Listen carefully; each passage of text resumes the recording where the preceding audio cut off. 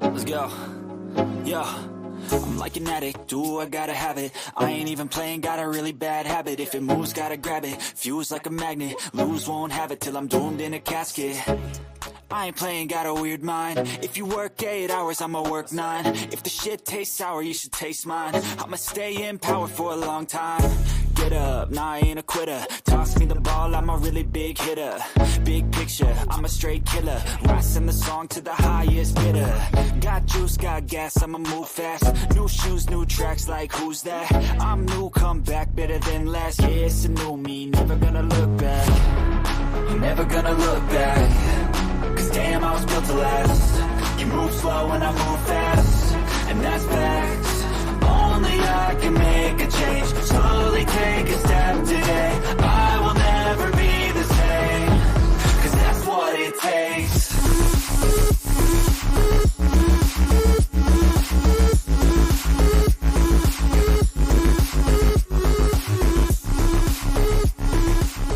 Gotta make sure my mic is on. And welcome, everyone. Welcome.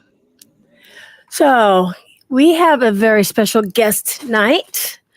Been bragging about him for the past couple weeks, and I got to pop out chat over here because I'm not even seeing chat very well. And let me go down the list. Let me say hello to a few of my guests in here, or a few of my friends. We have, I got to get back up here to it. Oh my gosh, we have Corinne was the first one in the house. Welcome, Corinne. We got Mr. Oddity, Tony, Spitfire. How you guys doing? We got 𝔾𝔼𝕋𝕋𝕀ℕ𝔾, which is one of my co-hosts. We got David Hale. Welcome. We got Guns and Gears. How you doing? Welcome. Nerdy Pop is in the house. Hey, nerd. We got Pam. It's a David. Gosh, you got so many. We got Dabicles is in the house. New Jersey. Welcome. Adventures with Beth. How you doing? Spitfire. Willa. Token Joker 420 is in the house too. Joanne Stewart from the Facebook side. Oh my gosh, we got so many amazing people. I'm still going down the list. We got Nikki Cameron from the Facebook side. Welcome everybody. So today, like I said, we have a special guest. I want to bring him up so I don't bore him. Well, let me bring up my husband because he's got to come up. We got to have the husband up. Hey guys, how's everyone going? We got 𝔾𝔼𝕋𝕋 up in the house. Okay, so our special guest is Rick McCullum. He's into the paranormal. He's an author. He's been doing. He does amazing things. Well, let's let him talk for himself. Round of applause for Rick. Hey, Hi, Rick, guys. what's up? Well, Welcome. I'm talking to Emmy and her husband. What can I say? Yeah. It's been about a week since you and I talked. How have you been? How's everything going? Can't complain too much. I mean, wouldn't get me anywhere, but he's like, shut up, you big whiny baby. So might as well look for the best in things, Yes. Shut up, you big whiny baby. No. Yeah. So I know you have a couple Paracons coming up. Or did you already do one? No, I've got two why don't coming, we, and they're both in Arizona. Okay. let's have him tell a little bit about himself. Yeah, I'll tell you about the Paracons as long as I started. There's one in Globe, Arizona. Right. And I believe it's going to be the Globe Jail that we're going to be investigating. Nice. And that's on April 12th and 13th. And then on April 26th, 27th, and 28th, I'll be at the Tombstone Paracon. Tombstone, yes. Love Tombstone. Been there many times. Got a lot of really good evidence, too.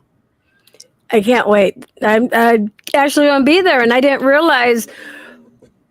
I recognized your name, and it dawned on me, you're going to be there, too. You're going to be one of the speakers, so that's awesome. Yeah, it should be fun. I mean, it's a very active place. Well, depending on if they want to come out and play or not, but they're right. Definitely. Okay, so let me ask you: were you a stuntman before you got into acting, or was it around the same time you did both? Well, no, I did a lot more stunts than I did acting. I wasn't really into being an actor, honestly. Okay. I much rather would do the stuff that was really hard and get thrown off of cars and downstairs and blown up and all that stuff. To me, that was just more interesting. You know, Were you the same as a kid? well, yeah, a little bit. Yeah. No, I just wanted to do some things that it would be very hard for other people to do. And that way they could say, wow, that was cool. You know, But Yeah. you are also very tall too. yeah, I'm 6'4", so that makes it a little hard for me to fit into some places. I was going to say, like, Right? oh my God, that's crazy.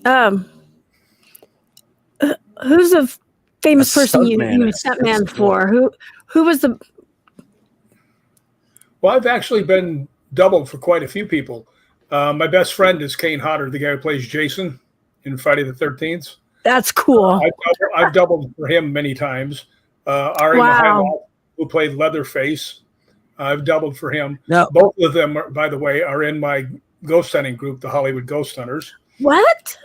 Yeah, I've doubled for what is the guy's name? All of a sudden, freaking Oliver Platt, Barry Bostwick, Daniel Baldwin, Greg Evigan, Wow. Sid Haig, quite a few people actually. Wow. cool. That's okay. Yeah, that's quite the list. Well, his list on the IMDb thing goes on forever, and the films that he's done stunts in and stuff. It Well, there's goes about on and 20 on of and them on. missing on there too. Yeah, I believe it. Yeah, Wow. I totally believe it. Yeah, you've been doing it for quite a while. That's a pretty. So you've done all the whole sugar glass windows and all that kind of stuff. Oh yeah, that's. I always wanted to do that, and Ever I eaten finally beer got a bottles chance. on camera? Yeah, no, I finally got a chance to go through a window, which was pretty cool, and it was so strange. It was a movie called Dark Wolf, and Yeah. I was playing. the Okay, werewolf. yeah. I was playing Dark Wolf, and we needed a guy to go backwards through a glass window, a glass door. Ooh. And I went, well, I'll do it. They haven't seen me. I'm in the Dark Wolf thing. So I went backwards through the glass door and actually hit How my do head. they do they swing you through it, or like how do they No, I project just you? threw myself through it. Oh, you just threw. Oh. Okay. All right. Just backwards. Now, huh? was it one of those sugar things? No, well, yeah, it was. But it was those things are not quite as forgiving as some. And then other ones are just so forgiving you can't even get near them and they just fall apart. Oh, right. Yeah. Yeah, so it just depends on who makes it. I'd rather hit Right. one that's hard to get through. It looks better. Yeah, I've never been able Wow. to pick one out on the on the show. I mean, I don't think anyone's ever looked that close at it. Well, it's the ones that Goes leave, through, the ones that leave some glass in the door is the ones that are usually pretty good. Because usually, if you hit the really sugary ones, it just everything's gone. blows it out. Yeah. Yeah, so Wow. Cool. So, what was the most dangerous stunt you feel that you've performed? talking back to my old girlfriend.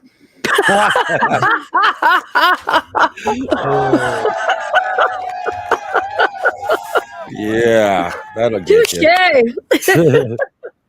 Actually, Okay. I have done quite a few. I did one doubling Barry Bostwick in a movie called Project Metal Beast. And I ran it a full sprint, went off a mini tramp, went up about maybe 10 feet into the air, hit a steel door backwards, and dropped straight down onto my head on the concrete. Ooh. And, which I wasn't supposed to. I was supposed Yeah, to I'm get gonna bounced say- off the wall. When I ran up and hit the wall, the They had nothing down there for you? No, just the concrete. Because I had tested Where's it OSHA? beforehand. No, I had tested it. I went up and I ran up and I hit it. It was one of those big steel roll down doors. It was at a water plant. Right. And I ran up and I Oh, hit I it. know what you're talking about. Yeah. And it booted me back about 4 feet. So I knew if I hit it hard, it was going to kick me back and I could go down, hit my elbows and my knees or land on my back, which all had padding on it. Well, Right. I hit it so hard, the thing went backwards and it took all the away and I just went bam. Oh. So knowing that I was facing the camera, I kind of spun around on my head with my arms like this so you couldn't see my face and fell down facing the other way. But Did they use Kane always calls that, he goes, Yeah, that's the old Rick fly through the air like Superman, hit upside down, backwards into the steel thing, land on his head, and spin like a top trick. Oh, yeah, wow. That one rattled the noggin. Let's just put it that way. Did they use the clip or did it get cut? Oh, it's in there. It's Oh, definitely in there. Yeah, it's in there. Wow. Okay, so how many bones have you broken? Well, I broke a lot of bones, but that was just as I was growing up in Chicago and people pissed me off. Oh, jeez. In the stunt business, none actually. Really?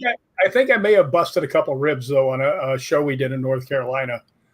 I had to get shot in the face, spin around, and hit one of those big industrial, mop buckets. I mean, the big ones.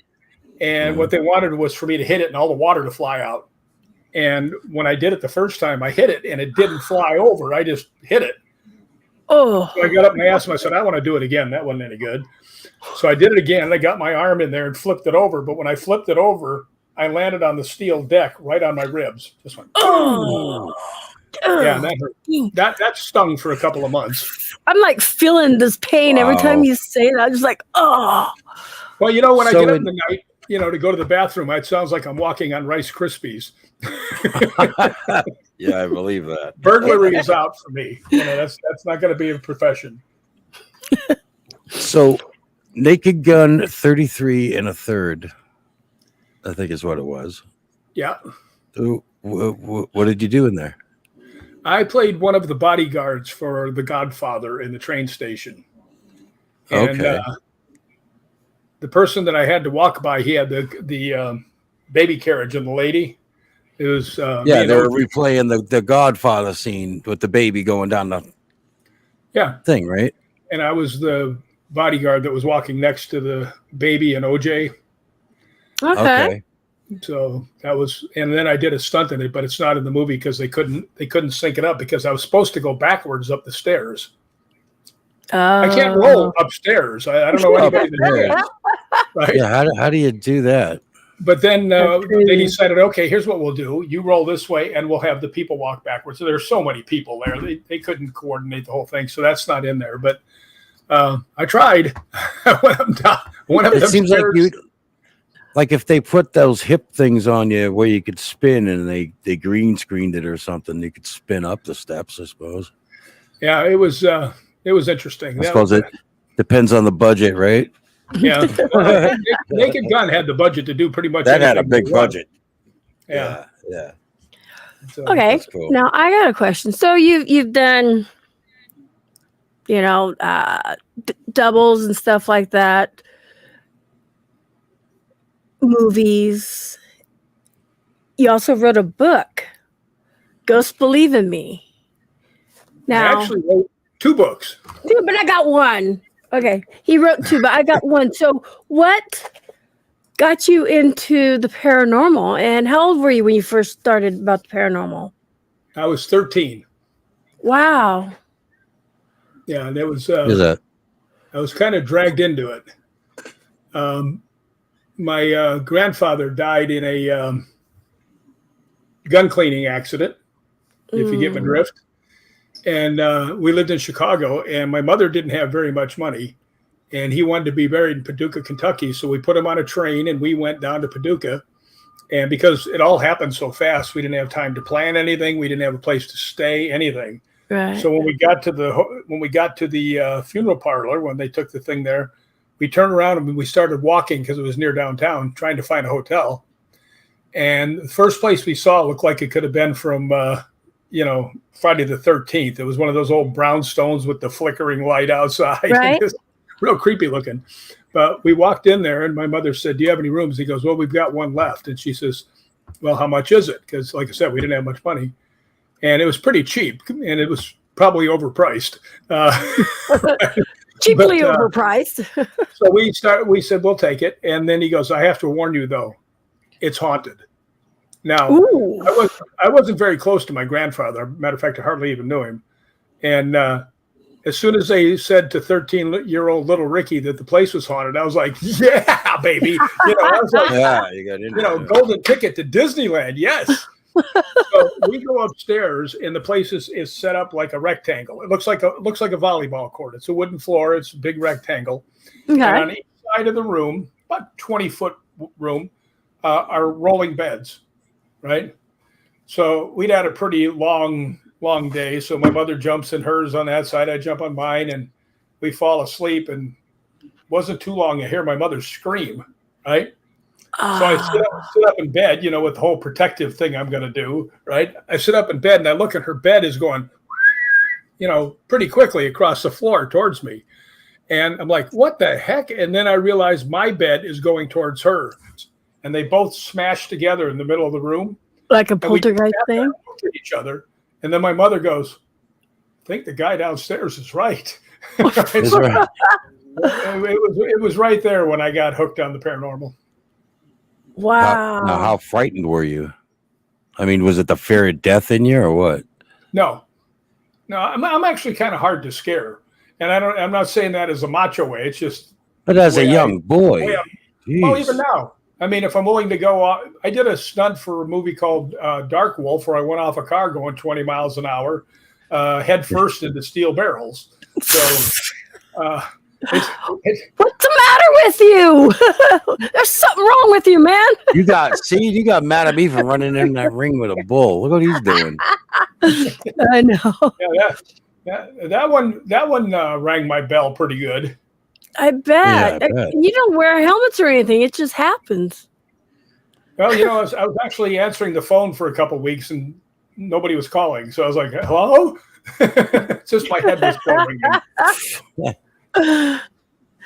We got a lot of people coming in here saying hello to you and stuff. So yeah, everybody, this is Hello, everybody. This is Rick. Hello, Rick. How are you? So one of the questions from the audience was, what part of Chicago was it that you grew up in as a kid? I grew up on the south side of Chicago, a place called McKinley Park, which is 39th and Damon, roughly. Somebody's going, Rick. Rick, you crazy.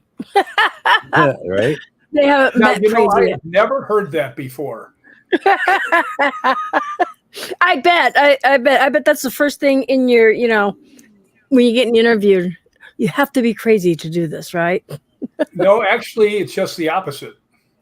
And I'm not trying to say to be bragging or anything. No. If you go to a movie set, usually the smartest people on the set are the stunt people, because if you're going along in a car that's going 40 miles an hour, you have to go jump, about 6 feet across to another car that's going 40 miles an hour. You better know some science and physics. That's what I was going to ask you. Did you have a handler that took care of that kind of stuff, or was that all on you? Sign the waiver so you can't sue us and do the job? No, you just go in and sign your daily contract, and it says stuntman, and that's all it takes. Okay. How many cars did you miss doing that? None, because I've never had to do that one. Oh, okay. So that's a good thing. But I have stunt coordinated a lot of stuff, so you gotta, you have to know what those kind of things, so you don't get anybody hurt. Unfortunately, I've never had anybody get hurt. So, because I'm pretty conscious about all the things that could go wrong, Right? Yeah. Oh, here's another question. Rick, did you ever work with Stargate film Sam Nicholson? No, I haven't. What I usually did, I was usually doing horror movies. Oh, there we go, you guys. We got some horror people. That sounded really bad. We got some frightening people in here that love those shows. So you guys can question that. What was your favorite horror movie you worked in or played in? Hatchet Part 2.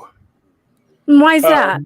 That was Adam Green's thing. Kane Hodder, who plays Jason, also my best friend, played Victor Crowley, who was this mutant out in the swamp that people keep going out there, and he just keeps killing them one after the other. And I played one of the hunters going after him. Okay. And according to the things that are in the monster movie magazines and stuff, the way they killed me is one of the top 10 deaths in horror movie history. And what happened was there was me and a guy named Colton Dunn, who was actually the comic element And me and R.A. Mihailoff played the only 2 real hunters. Everybody else was out for the bounty. And we're standing there out in the thing, and we hear, rum, rum, and we hear the chainsaw start. And I turn around and I look, and here comes this 8-foot chainsaw blade coming out of the jungle. And then here comes Kane carrying it, right? And I don't say a word in the movie, which is cool. But what I do is I'm looking this way at Kane, and I turn back to my friend, and I look over and I go. And I turn around back that way. So, yeah, I don't say anything, but I do give the old famous WTF line. Yeah. But he comes out, and he's got the chainsaw. And I'm blasting him with a shotgun, and he just keeps walking. And the other guy is not a real hunter. He's shooting up in the air, and he's shooting the ground, and he's hiding behind me.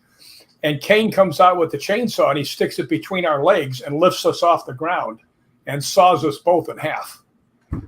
So. What the fuck? Yeah.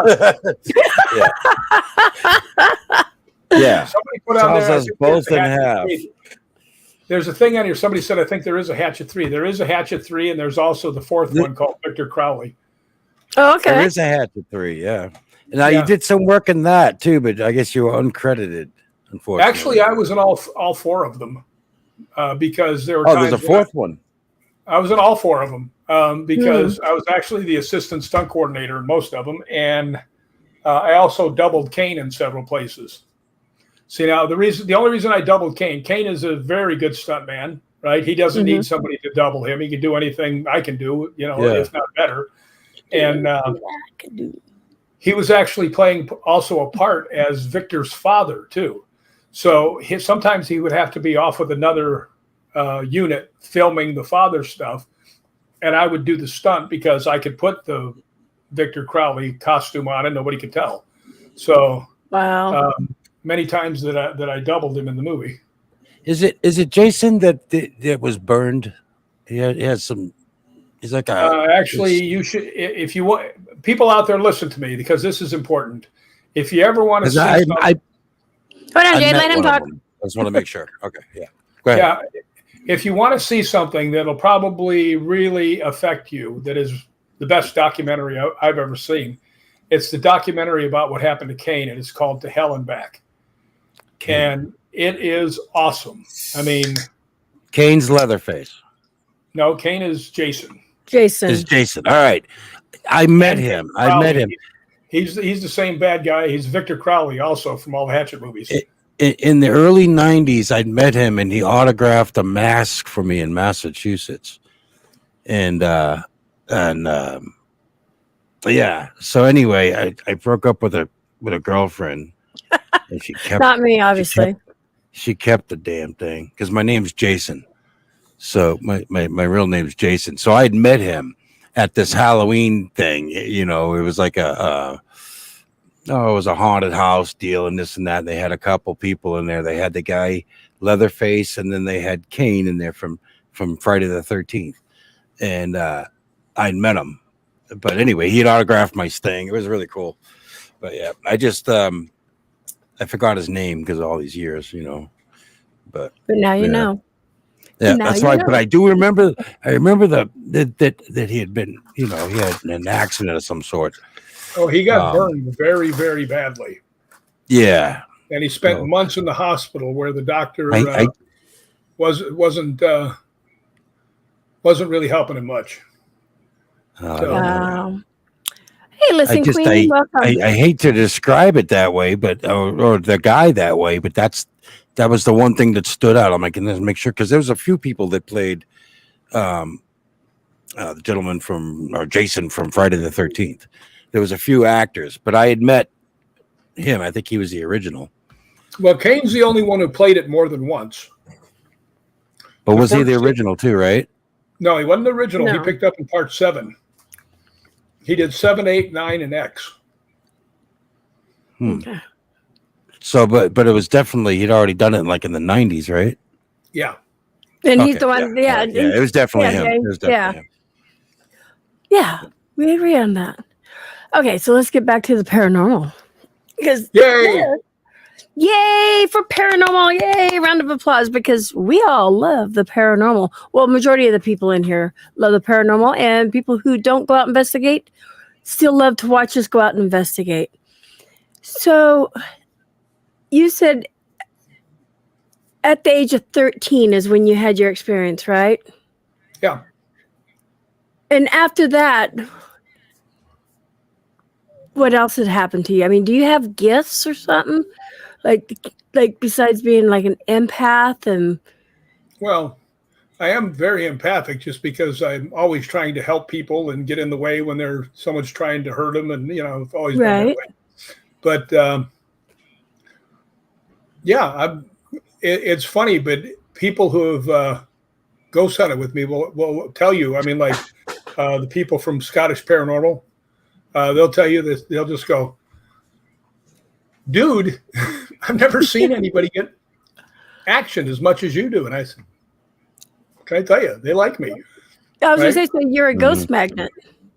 Well, there's a man named 𝔾𝔼𝕋𝕋𝕀ℕ𝔾 who was very big in starting ghost hunters. And he actually wrote the foreword for my second book. And in it, he puts in there and he goes, for all the people that are classified as ghost magnets, they're not. It's Rick. So if Jay says that, and Jay's got as much, he started Ghost Mine. He did the ghost hunters. I mean, he's as expert in the ghost hunting Ghost field. Mine? Yeah, Jason Haas. But no, Ghost Jason Mine, Haas, wasn't that filmed in Sumter, Patrick Oregon? Doyle. That was Patrick Doyle and God, I can't remember her name right now. The redheaded girl, the really good-looking redheaded girl, was in there too. Amy Bruni? No. But wasn't Ghost Mine filmed in Oregon, in Sumter, Oregon? I think so, yeah. That's by my hometown. I'm just saying. I lived for 2 years in Oregon. I lived in Sam's Valley. Where? Sam's Valley. It's 12 miles north of Medford and just before you get to Gold Hill. Okay, that's Central Oregon. Yeah, it's in between. No, it's more southern. Yeah, you're right, but southern central. Yeah, it's between the two Table Rock Mountains, if you're familiar with those. Yeah. Yep. Okay. Yeah, I went to 7th and 8th grade there. Okay, yeah, Black Cat said Ghost Mine was filmed in Sumter, Oregon, which is, I grew up like 20 minutes away from Sumter. The gold rush went through there. There's so much history in there, a lot of paranormal stuff. But yes, the guys are grand. We were showing that last night. So where would you say a place that you probably think is the most haunted place you've ever been or investigated? There's several. By the way, the name of the pretty redheaded girl is Kristen Lumen. There you go. Okay. Who I've actually had the pleasure of ghost hunting the LAPD museum with her. Nice. Oh, from Ghost Mine. You talking about the girl from Ghost Mine? Yeah. Yes. Kristen Lumen. Oh, yeah. Yes, Very sweet lady. I have been at so many locations because I'm obsessed with it. I hear you. And I don't have to have somebody invite me to a Paracon or something. If, I'll be out ghost hunting. I go to Scotland every year for about a month. Yeah. And I'm the guy that's out in the middle of I'm the guy that's out in the castle in the middle of the night by myself. So, I mean, I'm out there every night doing something. And, I so want to do that. I want to do that. We've got some pretty good stuff lined up this time. I actually have the girl who does Fate Magazine radio. She's coming with me. A couple other people that are good friends of mine and good ghost hunters. So we're looking forward to getting out there. And there's nice. There's a couple of places that we're supposed to get into, providing the shooting schedule will let us, is Bannockburn House, which is just an amazing place. I've been there before. And Castle Menzies, which is another iconic place in Scotland. But what's the best castle you've been in? The best. Well, I've been in a lot of them, actually. Well, I mean, best as in most active. Well, my favorite one is Balgony Castle, and I've been there probably a dozen times, and it never fails to be active. It's my very favorite one. The laird of the castle and I got to be friends. Unfortunately, he died last year. But then again, Oh, he sorry. was 92. Yeah. So, Well, then don't be sorry. Yeah. They live to be Can't 92. feel bad for people that live that old. No. God bless them. That's all you can do. You know what? He was still just as sharp as he was when he was 30. I mean, it was so cool talking to him. Some of the places that I've been that are extraordinarily haunted. One was called Bolton Abbey in England. I mean, that was just stupid haunted. The place I lived in Texas. Haunted how? Like haunted how? Well, I lived in a house in Texas, and in the book, it's called The Most Haunted House in America, and it's not even close. And by the way, just to brag a little bit, that book did win the Paranormal Book of the Year award. This book right here, you guys. And by the way, if you decide to get it from Amazon, the money that I get from the book sales, I give to St. Jude Hospital. So that's amazing, right there. Round of applause for that. That's good for you. That's drop awesome. The link in here. What's the name of the book again? The book is Ghost. Yep. Okay. And the other one is The Spirits Are Out There and They're Waiting for You. Yeah, I got to get that one. You specifically. You up there in the corner. You. I know you've been to Leap Castle. Also, a friend of mine, I'm going to throw her name out there, Jenny Sullivan, I think has asked you to be on one of her shows too. Sure. Well, I think she already talked to you about that. She's the one that's in Ireland. She's Jenny from Ireland. I dropped the link to the book that Emmy has in her hand right here, guys. Thank you. I appreciate it. Thank you. Yeah, like I said, the money goes to St. Jude, so I'm always happy to plug it. Excellent. Yeah, and excellent. You guys, from what I've been going through and seeing, and amazing stories. I love the one about what was it? Where is it at? Did you tell him? I think there's a little funny story about your book that you should about his book that you should tell. The other day when you was starting to plug out his book, you want to tell him what? Or you want me to tell? So she was plugging your book out. And the other day, while we were on our last week's interview, I believe it was with David, and she was plugging your book out. Now, the funny thing is while she's plugging out your book, she's using the bookmark as a $5. I mean, she has a $5 bill as a bookmark. Yes, it was on. So she's plugging out your book with a $5 bill as a bookmark. Going, but I was like, I had to. Okay, there's a question for Rick. Love you too, Nike. Thank you for coming in. A question for Rick. Has he investigated in Chicago and where? What's his favorite spot there? Oh, I've been to most every place you can imagine in Chicago because that's where I lived for a long time. One of the places that I really liked was Bachelor's Grove. Now, Bachelor's Grove is a cemetery, and it's not exactly in Chicago. It's like, I don't know, 10 miles out of town. And it's very, very haunted. It's one of the iconic locations to go to. But I've been to Joliet Branch Prison. I've been to quite a few places down there. And you know what? There's so many places that nobody even thinks about. I mean, the most amazing place is the Chicago River. Now, you guys all out here, you guys all like the paranormal, and most of you will not even know this story. There was a ship that was on St. Patrick's Day, I believe, that a company had hired to take the company out on a tour down the river. And the ship capsized and 800 people drowned right there in the Chicago River. So there's some definite paranormal stuff around there, let me tell you. Wow. And nobody knows about it.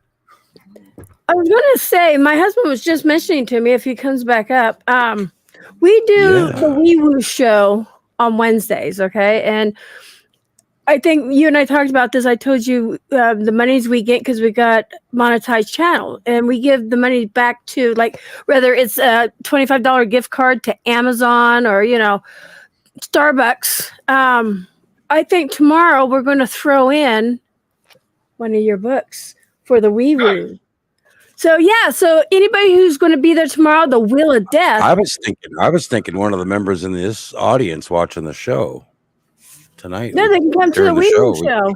We're going to put this in the Wheel of Death, and you guys, the cool thing about it is that's cool. Yes, the Wheel of Death with the because it does do a lot of slasher type stuff. Yeah. So, and the Wheel of Death will involve one lucky member will get one of these, and what we do is we will actually pay for it and have it shipped right to your house from Amazon. So if you guys want to do that in chat, go ahead and put a 1 in chat just to make sure. But I think that would be a brilliant idea. Yeah, little 1 in chat if you're interested in winning a copy of Rick McCallum's book. Yes. And come on, you guys. I thought you were going to read off hold the title still. Oh. Hey, hold it up. Hold it up close. There you go. Ghosts Believe in Me, guys. Tomorrow at the Wee Woo Show, we're going to include a copy of Rick McCallum's book. Thank you. Appreciate that. Yeah, not a problem. That's a brilliant idea. You know, you're the third guest on our show.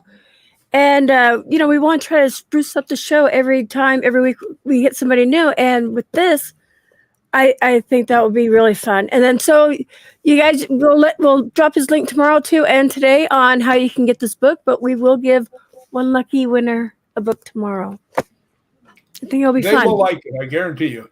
Yeah, he's got amazing stories in here, you guys. Amazing. So definitely. And they're all true. Definitely. I have to report to a higher power. So there's everything in there is 100% true. There you guys go. Look at that. We still have ones coming in. Well, I have to tell you why it's called Ghosts Believe in Me. Yeah. I was going to be on a 2-hour show like this. And the very first thing the guy that had the show was he got real snarky with me. The very first question. And I just, he looks at me and he says, do you really believe in ghosts? You know, like really putting me down. And I just went like this. Right. I thought, okay, you want to play this game, tough guy? And I went, no. And I just sat there, and all of a sudden, you know, he had nothing but dead air and stuff like that. And he goes, really? I said, no, I don't believe in ghosts. Ghosts believe in me, right? Just because I was mad. And then people started saying, that was so cool, the name. So that's how I ended up naming it that. Oh, thank you, look at this. Pam already ordered a copy of the book. Thank you so much, Pam. Thank you so much, Pam. That's amazing. Thank you. And then another question from Dom, which is Investigation 13. Have you ever investigated in Canada? I have not been to Canada. I mean, I have been to Canada, but not to ghost hunt. Not to ghost hunt. Mm. Yeah, I went up there for the Olympics. Went to Montreal in '76, I think it was. Yeah, what would you go to see? Whatever we could get into, because we just went that night. We just decided to go. Jumped in our car from Chicago and drove. We ended up staying at a convent. Jumps. We ended up staying at a convent. Oh, really? Yeah. Did you tell him you were the slasher guy from all these movies? No, I didn't go with them. I was with at that time I didn't know Kane and them. I met Kane in 1982. Oh wow! Oh okay! Oh wow! So we've known each other for like 43 years. Maybe you could replace my missing mask. That would be amazing. Listen to him. How many times have I talked about that, babe? I swear to God. He's like, man, that's the one thing he goes out of anything in the world. It was the Jason hockey mask, and it said to Jason from Jason, and I was like, yeah, and it was Kane. Yeah, it was so sad. I do have one in my back room, but do you really? Yeah. But yeah, really, if you got connects, maybe I'd be glad to pay for that. That'd be awesome. I just go online. But I had a mean girlfriend. She just wouldn't give the damn thing back. By the way, J-Mac, do you know why divorces are so expensive? It's cheaper to keep her. I know that. Why? No, divorces are so expensive because they're worth it. Oh Jesus! Yeah. He says because they're worth it. My husband says it's cheaper to keep her, so that's why he hasn't divorced me yet. She's just mean. Like we broke up, I left, and I called her like, "Hey, up in the closet, up at the." But see, when I left, I took the bed. It was my bed. It was my bed for my house. I took the bed. I took the TV. So she couple took of the things, mask. but and she kept my goddamn mask. Took me off. Yep. I'll never forget it. Anyway, on with the show. On with the paranormal. Yes, on with the show. So, what teams have you investigated with too? I was just going to ask. Yeah, I'm like curious as to who he's been out with. A bunch of them, and a lot. Now we want you to drop names. We need some names dropped. Abraham Lincoln. I'm very old. Abraham. No, spirit, actually, right? No, I've been with Premier Paranormal from Scotland. I've been with Anubis Paranormal from England. I've been with Scottish Paranormal, which I'm actually an honorary member in and in their Hall of Fame. And Scottish Paranormal is they're a great group. I mean, they really are. Matter of fact, on the TV show Haunted Scotland, Ryan, the founder of Scottish Paranormal, is on that with Chris Fleming. Wow. Okay. How about There's a group I follow called Northwest Paranormal? You ever hear of them from Scotland? I've heard of them, but I haven't really been up there. I mean, I've ended up ghost hunting with quite a few people that I didn't know who you forget. Yeah. And it'll probably be like that in Tombstone and over in Glow. Yeah, I was going to say GTI Global Ghost Trip Investigations. GTI is going to be there at Tombstone. They're from the UK. So yeah, I'll probably bump into them eventually. Anubis Paranormal is England, and we had quite a night at this. We first went to a place called Norwich Theater, and it was an actual theater, not a movie theater, right? Right. And we were ghost hunting. We were getting a little bit of stuff, but not too much. And we went downstairs underneath the stage. Now, there was a pipe about that big around that went across the room, halfway across, so you couldn't cross it to go in where the ropes were and the electrical stuff was. Right. And we're standing there, and I look next to me. I'm right next against the pipe, and I turn around and look, and I see someone looking down like this, either at their phone or with a K2 meter on the other side of the thing. So I turned around and I looked at Mandy, who is the head of Anubis, who was right next to me, and I look, and her eyes are like really big. Matter of fact, there's a quote from her about it on the back of the book. But she just looks at me and like this, and I turned and looked back there, and there was nobody there, right? And I turned back and looked at her, and she says, "You saw him too, didn't you?" And I said, "Yeah." Yeah. Oh wow! Yes. I love stuff like that. Thing like that, where we were like, "Hey, you seen that?" And I described to you what you seen. Yeah. So have you seen? There's a famous place if you're into Outlander. It's called Kulross, is the name of the city, and they use the Kulross Palace. It's a yellow palace, and a friend of mine, Linda Whiteford, kind of is in charge of the place, and we went in there to ghost hunt, and we walked into this one room, and then we walked from that room into the next one. And I turned around and I see a guy go walking by, and I said, "Linda, is there supposed to be anybody else in here?" And she goes, "No, we're locked up." And I said, "Well, I just saw a guy wearing a green coat and black pants." And she goes, "Oh, that's so-and-so." So, wow. Yeah. Wow. So you've had experiences seeing like full body apparitions and stuff, huh?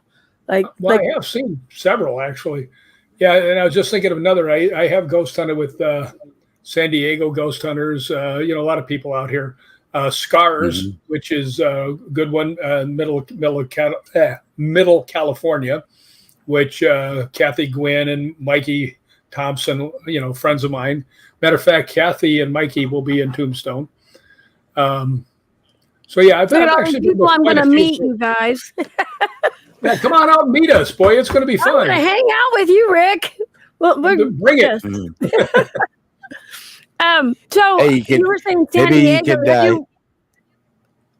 Go ahead. I was going to say, have you investigated with anybody from like Sacramento Paranormal or anything like that? The bigger teams out there? No, because I usually stay down around in this. I mean, I've gone up and done Wolf Creek Inn, which you probably know because it's in Oregon. And I did that because I wanted to go up and see my old house from where I was a kid. Wow. And, but I have ghost hunted with quite a few teams, but I just don't know who they were to begin with. They just said, you want to come ghost hunting? Sure. Oh, right. So, yeah. That's so I cool. have probably been to close to 200 different locations. Wow. Oh, wow. I would say 150 of them are iconic locations. I mean, Leap Castle, you know. Right. Castle, Yes. you know. Matter of fact, there's a list in the book of some of the places I've been to. Yeah. At the end. I try and get around to the more iconic places with real good history. Right. Have you been to places that just didn't live up to the? Yeah. You know. Just to be honest with you, yes. Okay. Yeah. But then again, I have been to some places that have just blown up. The first time I went, they were, and then I would go back, and then boom, everything would. You built that rapport with the spirits, and they love that. Well, I'll tell you a story about that. Okay. Dark Zone TV was doing a series of live streams from the Los Angeles Police Museum. And I got invited to come down on the third day. And in the first 2 days, there was Kristen Luman. There was, a bunch of people that Jay Blumke had worked with before. And Brandon Albus was there. A bunch of pretty good investigators. Mm-hmm. So anyway, I came in on the third day, and they were doing the wrap up of the first 2 days. So they asked me to just sit in the front, the entryway. And I'm sitting, at the reception desk behind the desk. And there's 2 big glass windows that I can look out, right? And there's stairs going down. And everybody's in the back doing the show. It's locked up. Nobody's there. And I hear very heavy footsteps walking down the hall, right? And I'm looking out the window, and I'm waiting, and I hear it come, and I hear it walk in front of me, but I don't see anybody, right? So when Jay came back, I said, "Hey, Jay, I got to tell you something." And I told him about that, and he goes, "Come here. You got to talk to Misha." Misha was the girl that ran the place. And he says, "Tell her what you just said." I said, "Well, I heard somebody with real heavy boots just walk right by me." And she goes, "I told you," right? And he starts laughing. He goes, "She told me that every day she hears this guy walk down the hallway with heavy boots." So she said, I said, "Sounds like might be a motorcycle guy." And she goes, "Well, there's a man here, the first guy to ever die in a motorcycle accident with the LAPD. There's a shrine to him downstairs." Wow. So I went downstairs and I started talking, found out his name was Walter. And after I went back there, every time I went there, he was like my best friend. Really? I remember, I have this on video too. There was this big long conference table, and there were 2 K2 meters at the other end. And I came in and I sat mine down, and there was another person, Melissa St. Hilaire, who's a very good medium. And she goes, "We were listening here. We think we heard a name, Arthur." And I said, "It's probably not Arthur. It's probably my friend Walter." Right.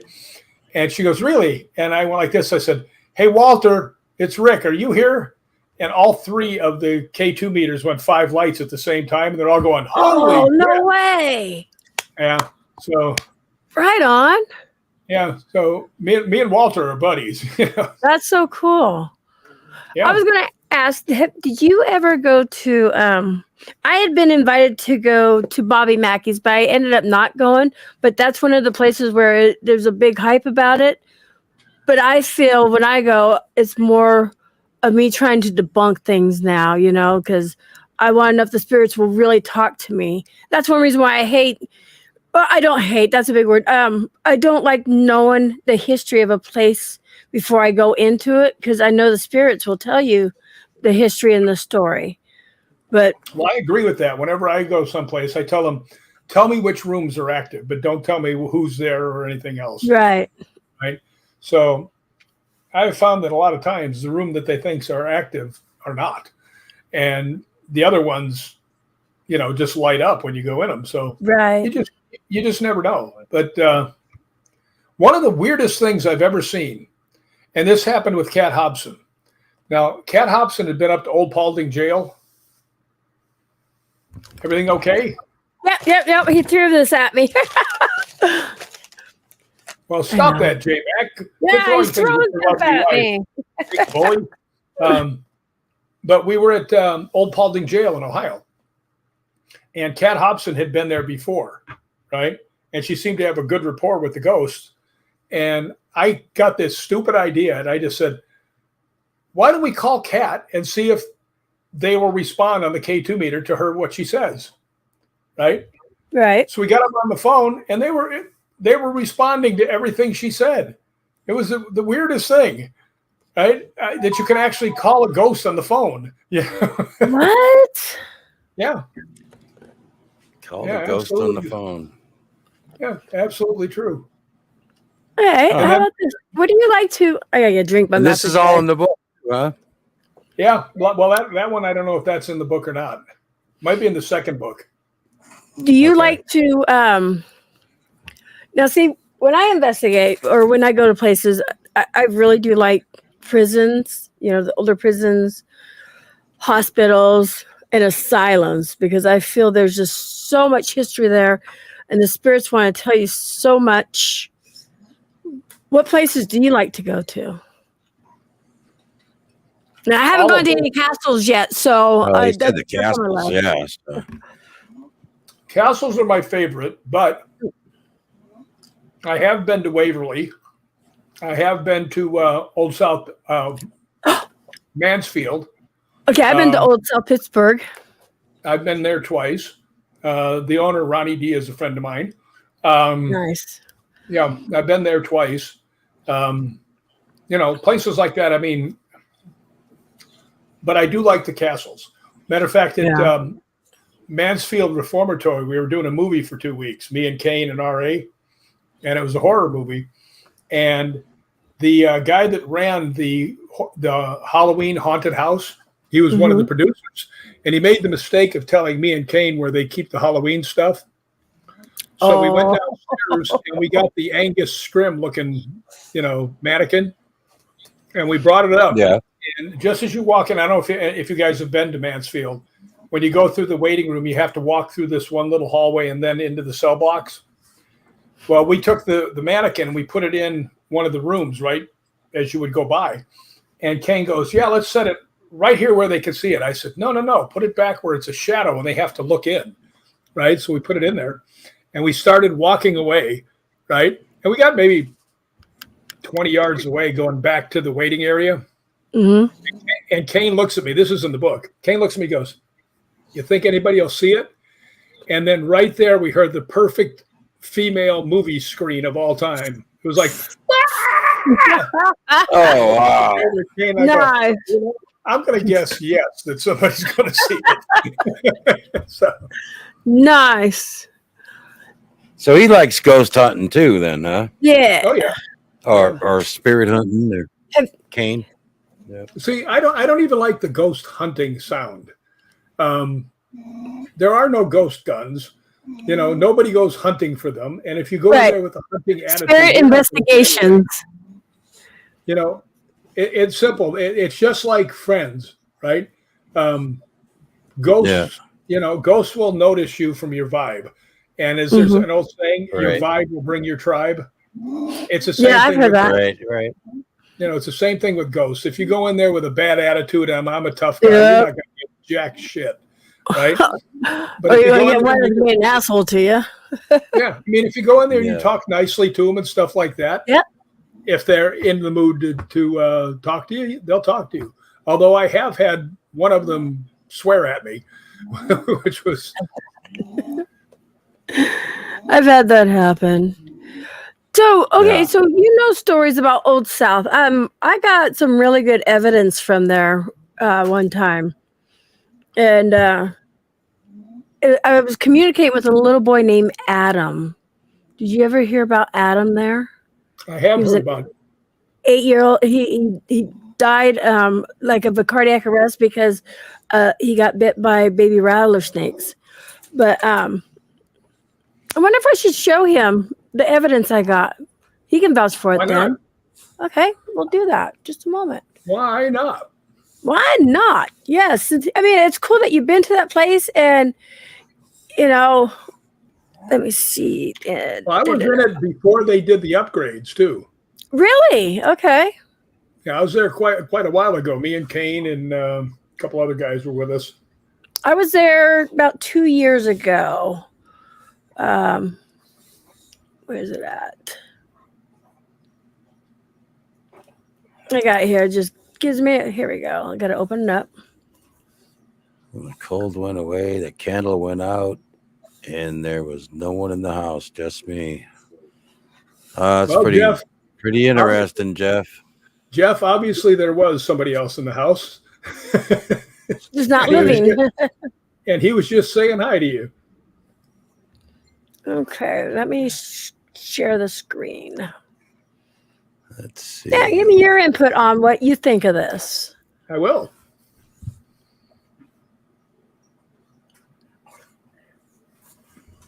Sound shared. Okay, share. Okay.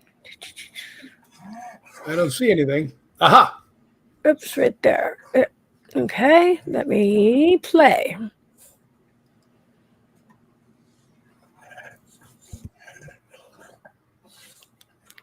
Volume up, volume's up. Is that a balloon? Yes. I don't hear you talking yet. Oh, there you go. There's something else. sand in it Push the balloon to towards keep me. it from flying away or play floating with you. away.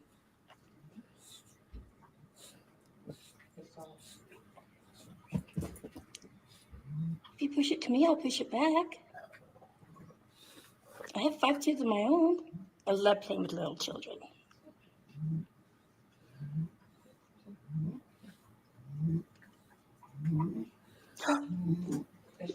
Okay. I was like, forgot.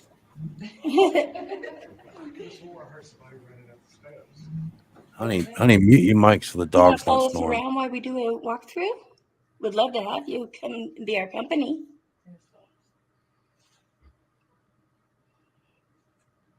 Oh my. I heard that.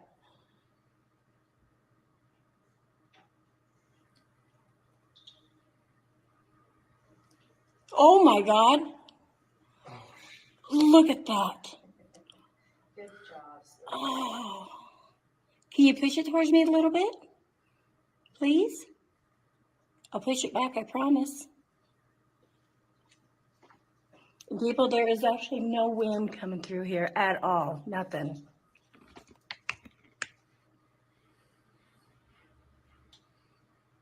Look at that. Can you push it out of that square? And I'm sitting on the floor like I'm a kid's height. Please.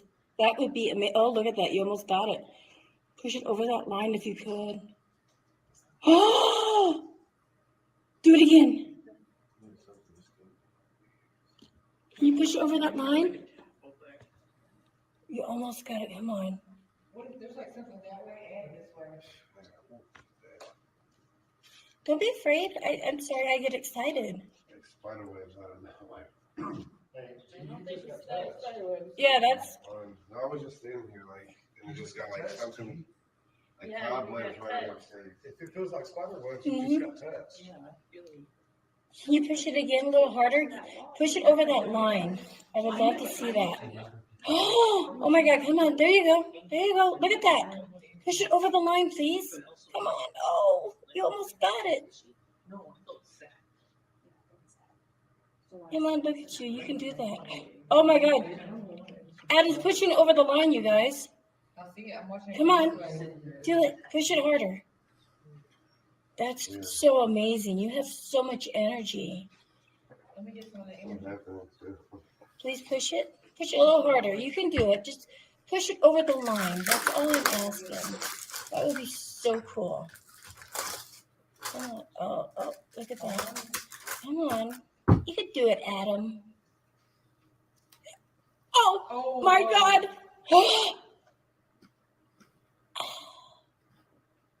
You almost got it, Adam. See how fun this is?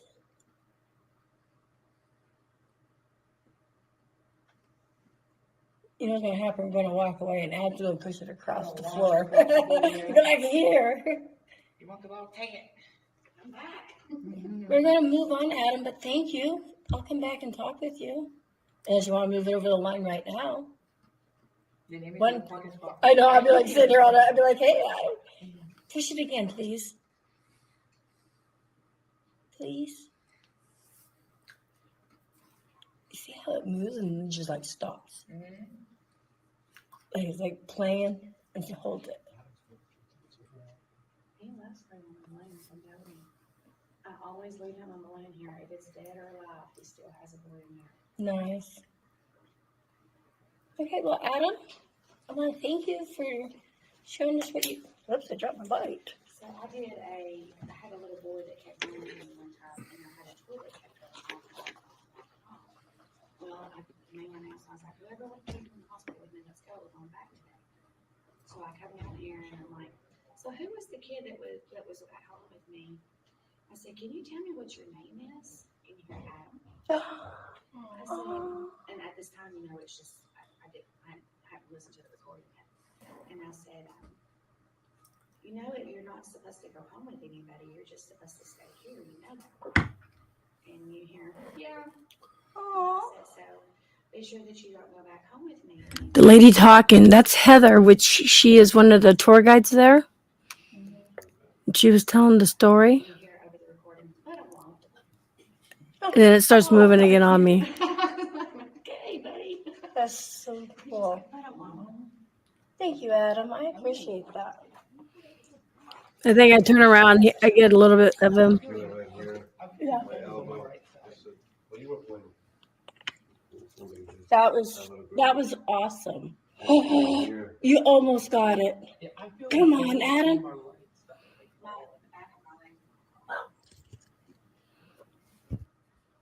Now this leg is really cold. There's just a step. That was my drink.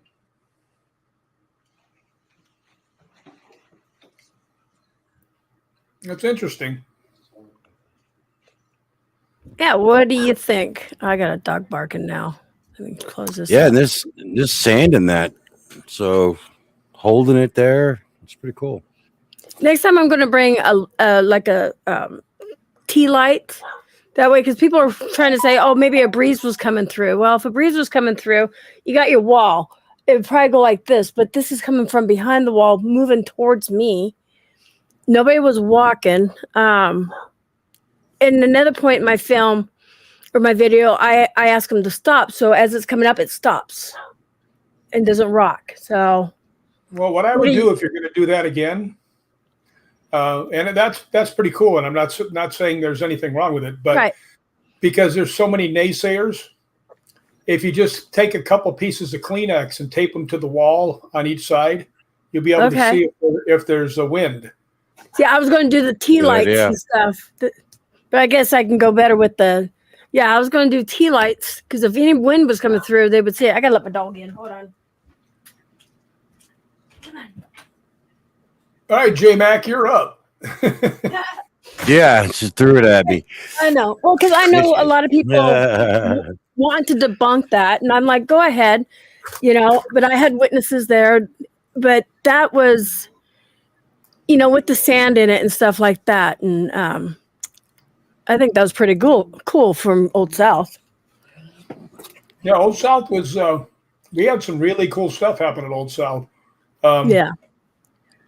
The old South, Pittsburgh. The third floor always had a phone going off in the old days. And there were no phones in the building. There was no phone connections to the building. And it was always around 1 o'clock in the morning. And I was up on the third floor. And sure enough, an old-time phone rings. So we're all trying to find out where it is. Couldn't find anything. We found where the phone lines have been cut. Ooh. Right?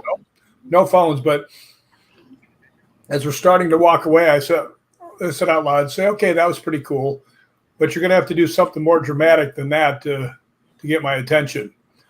And those big, heavy steel doors where you hit the thing to open it? Right. Yep. Yeah, the little spring thing, yeah. Right in front of me, probably 15 feet away, one of them went, boom! I mean, as loud as you can slam a door. Oh, I believe it. And I just stood there and I went, okay, now that was impressive. So, right? Yeah. Yeah, there was another person that was with me. They caught, what was it? It was like a little, because I know the maternity ward was up there, but they caught like a music box sound of a lullaby. just a few, and nobody had a music box, so that was really cool. Yeah, there's a lot of stuff there. One of the things that happened with us is there was supposedly an old lady that lived in one of the rooms all the way down at the end of the hall. Mm-hmm. So went down there and I put on top of this box, I put my night vision camera and aimed it into the room. And we went down to where the nurse's station was, and the group that was with us that had invited us were all standing around. And all of a sudden I see like this blue light going up and down down that way. And I'm like, somebody's messing with my camera because I left the thing open. Right. So, and Kane comes over and goes, what's going on? I said, my camera's moving, right? So everybody comes over and looks, and we're seeing this light going up and down and up and down. And Kane says, I said, it's moving. And he goes, no, it's just, you're all, everybody's being, what would you say, by the train of thought, it's all suggestion. All on the same page? Or? I said, here's what we're going to do. As soon as it moves, yell which way it goes. Right? So everybody's yelling left, right. And they're all saying exactly what's happening. Up, down. And then it goes down, and the floor is tile there. And as it goes down, it looks like, when the moon is going on the lake. Yep. The reflection it looks like that on the tile. So I said, I got to go down there. So we all go walking down that way. And I pick up my camera and I rewind it and I play it, and it didn't move. Wasn't going up, wasn't going down, but all of us saw it. So, wow. Yeah, it was very strange. But as we started walking back, this other group had a night vision camera on the floor. And as we're walking back, I see it go like this, blink, turn to the side. And everybody's with me, right? And as we walk by, there's one of these black dumpsters in the middle of the hall. Right. And it goes, that couldn't have been your camera because where we're standing, this blocks it. It had to be, what we were seeing had to be on this side of the dumpster, which was true by what you're saying. But I told the guys, I can't remember the group, but I told them, I said, hey, your camera just moved. And they said, no, we put it down there. It's good. I said, I just saw it move. Right? So they go down and they look at it. One guy goes, holy cow, the thing moved. And I went, oh, who knew? Right? I saw it. Right? The other crazy thing, I'm the only one that actually, out of 6 of us that was there, 5 or 6 of us, I was the only one that was able to bring evidence back because everybody else has got corrupted somehow. That happened. Really? Yeah. I'm the only one that had the evidence that came back. Yeah. It was crazy. From where? Old South. Oh. Yeah, Old South is an interesting place. I'll tell you one of the coolest ones I got was there's a place up here on Laurel Canyon they call the Houdini Mansion because evidently he used to go over there once in a while. It wasn't his house, but they called it that. Name, yeah. And we got to go up there and ghost hunt, and we went downstairs. Now, this is pretty much almost underground. There's no light coming from anywhere else. And we go downstairs, and as we walk into this one bedroom, we see this huge shadow go across. Now, one of the guys that's with me is like my size, but 300 pounds. So, I mean, when we walk together, we can cast a good shadow. Right? Wow. Yeah. We go back, come on, back up. So we backed up and kept walking back and forth, and we couldn't make any shadow at all. Okay. So we went in, and there were 2 beds, and I set down my K2 meter and my voice recorder. And I went over, because we've been walking all day, I went over and I sat down in this futon about 10 feet away. And my friend Ed picks up the voice recorder, right? Or leaves, not the voice recorder, picks up the K2 meter, and he goes, I'm going to get a bass reading. And he walks into the bathroom. And he goes, hey, Rick, you better come see this. And the K2 was answering every single question we had. And it was not in a good mood, the spirit. I mean, it was, so finally I finally just said, are you glad we're here? Zip, nothing, right? So I said, do you want us to leave? All 5 lights. I was going to say lit up. So I said, okay, do it again and we'll leave. Bam, instantly 5 lights. Wow. So I said, come on, let's go. So we start to walk out, and I pick up the voice recorder, and we're talking there for a second about what we just saw, and the lights go off again. I said, are you telling us to leave? Let's go. So we got thrown out by a spirit, but when I got home, this is about a month later, I was listening to the stuff, right? And there's a voice in there, right? When he says, I'm going to get a bass reading, and you hear the voice say, get back here, punk. And then it goes, no. And then it goes, no. So, yeah, it's that one was pretty good. Oh, that's so cool. I've heard him tell me to get out. Tell us to get out. Yeah. Yeah, get out, go. I'm like, you really want me to go? Go. We've moved, like we've been in cemeteries where we've changed areas and moved because they were like so adamant. We're like, all right. Want us to go. Well, I will tell you one that just happened to us. There's a place in right near Roslyn Chapel called Temple. And it's called Temple because it was actually a Knights Templar temple and headquarters. Right? And me and Ryan, who's the guy from Haunted Scotland, and Gregor, they're the two that started Scottish Paranormal, and myself, and we're asking questions, and we're getting we'd ask it to hit the REM pod, and the REM pod would go off. But when we first got there, Ryan's putting up the equipment, and me and Gregor are just standing there, and right in between us, we're in a field, right? There's nobody close to us. We hear like somebody talking. We just turn around and look at each other, and there's nobody there, right? I said, did you hear that? He goes, yeah, I heard it. I said, what did it say? He goes, I couldn't tell. I said, I couldn't either. But I'm a big Knights Templar fan. And while we're standing there, I saw this one cross up on the hill. And I said, I'm going up there. And I went up and I just said, we're here actually trying to connect with the spirits here. And I just want you to know that I'm a huge Knights Templar person, very interested in the history. And if you could light this thing up here by coming close to it, that would mean a lot to me, right? And I stand there and all of a sudden it goes 5 lights for like 5 seconds and then it goes gone. And it wouldn't do anything else. So I was like, what? Yeah, so I was like, thank you. So I go back down, and just as we're getting ready to leave, I said, all three of us here have the feeling we've been here before. I said, have we been here before? And it answered in French. It went, deux, trois. What? Yeah, 1, 2, 3 in French. So evidently, all three of us have been there before. Oh my gosh. Had you been there 3 times? No, that was the second time I'd been there. Okay. Wow. Okay, let me ask you this. Have you ever heard a spirit? Have you ever heard your own voice say something to you or call for you? I don't think so. Okay. I don't think so. I did have a voice behind me that would call me from about 20 feet behind me, a woman's voice, for like a year. Hear your name? I've heard my name. Hear my name. And then I don't know if you guys know Dee Dee Jabrail. She's got a podcast. And I was at this one Paracon, and I was giving my speech. And at the end, I told him about that. And I said, and I keep hearing a girl calling my name. Mm-hmm. So I start to walk over, and there's mother and daughter, and they start to ask me questions. And Dee Dee's sitting behind them. And all of a sudden, we hear, Rick. And I turn around and I look back at the ladies, and they're looking at me like this. I said, you hear something? They said, we heard somebody call your name, a girl. I said, yeah. Wow. I said, Dee Dee? She goes, yeah, I heard it too. So. And you still haven't found out who that was? I did find out who it was, actually.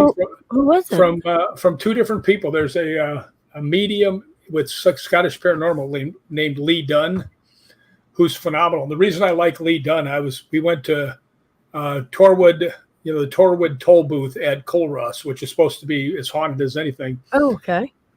And we'd been there probably an hour. We weren't getting hardly anything, right? And the thing I like about Lee is Gregor looks over at Lee and he goes, Lee, are you getting anything? And he goes, no.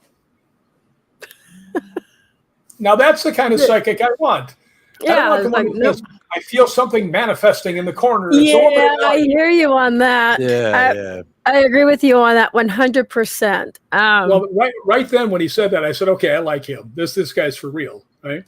So I actually sent him a message. I said, Lee, can you try and figure out who this girl's voice is? And he goes, well, I'll try, right? And he sends me a message the next day. He goes, well, he says, I had a dream where a girl came and sat next to me on a bench. He says, really pretty blonde girl. He said, dressed in Western clothing, very, very religious. And she's from the South in in the United States. I said, really? He goes, yeah. And I went, oh, and he goes, and she died of cancer. And I went, wow. Oh. And he goes, do you know who that is? I said, yeah, that's a girl I went out with named Jade. I said, she always wore, Western clothes, very religious, right? And I said, you sure that's her? And he goes, yes. And she actually told me she had a message for you. Ooh. Because we used to talk about it all the time because she was real religious. I'm very spiritual, not so much religious, but spiritual. And she just said, she goes, she wants you to know that there is an afterlife. How's that for a nice That is so freaking awesome. And then she had one more little parting shot for me. She said, and tell Rick if you want to run with the big dogs to get off the porch.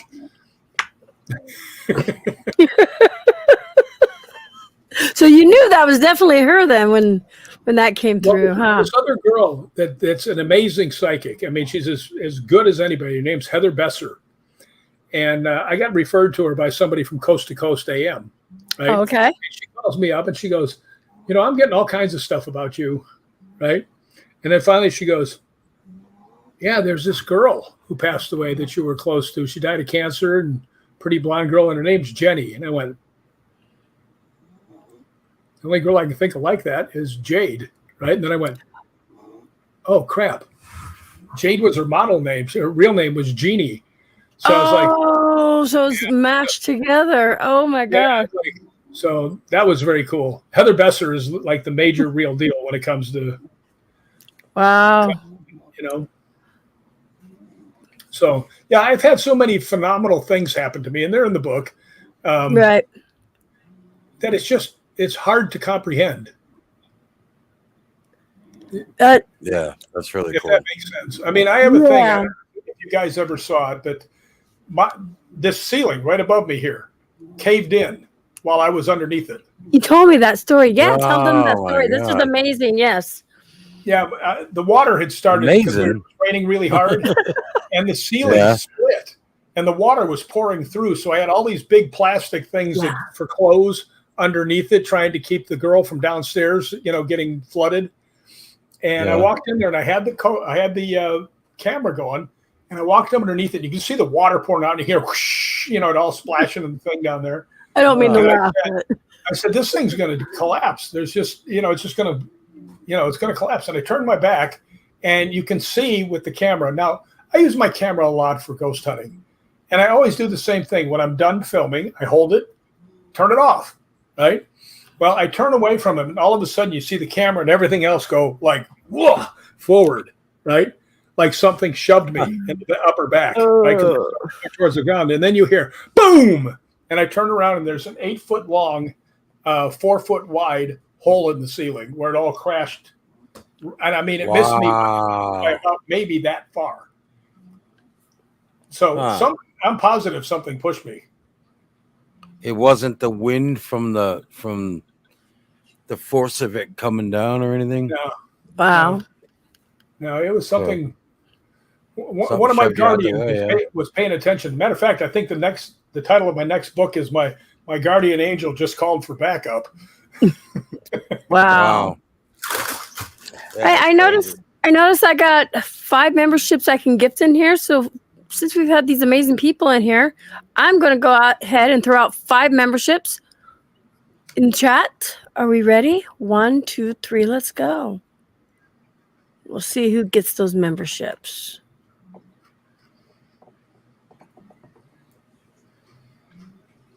Here they come.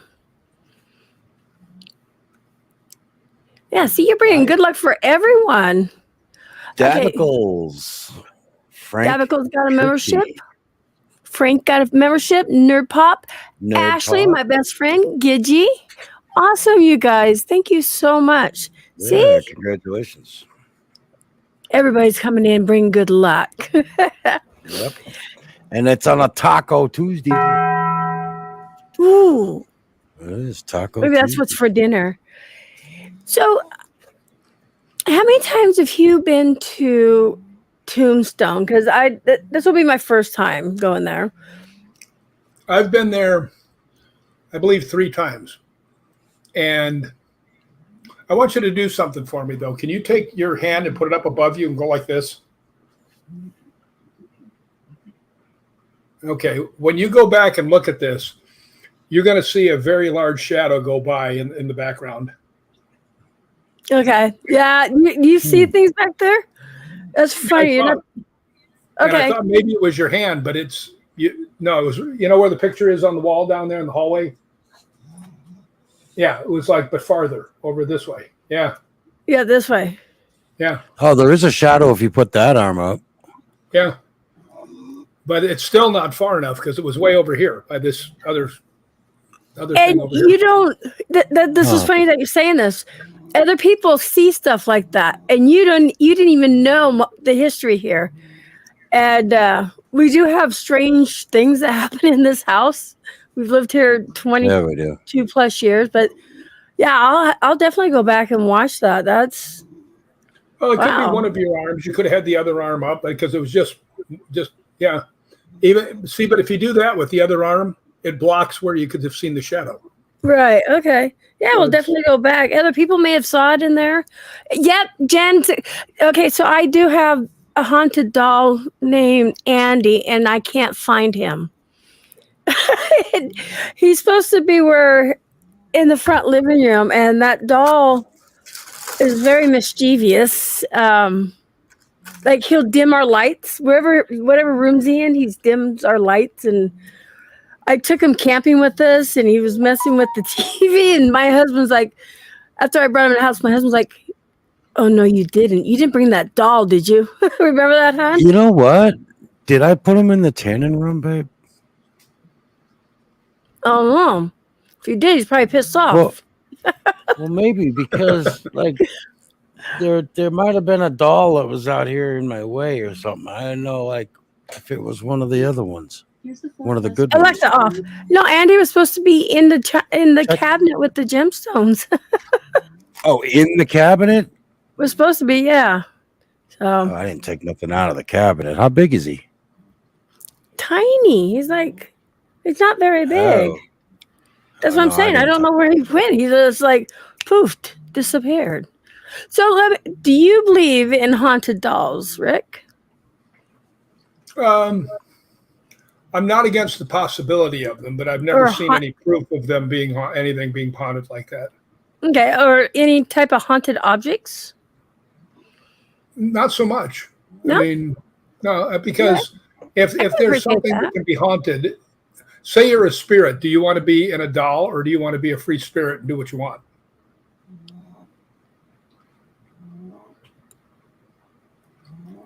So I didn't know there was going to be a trick question, Rick.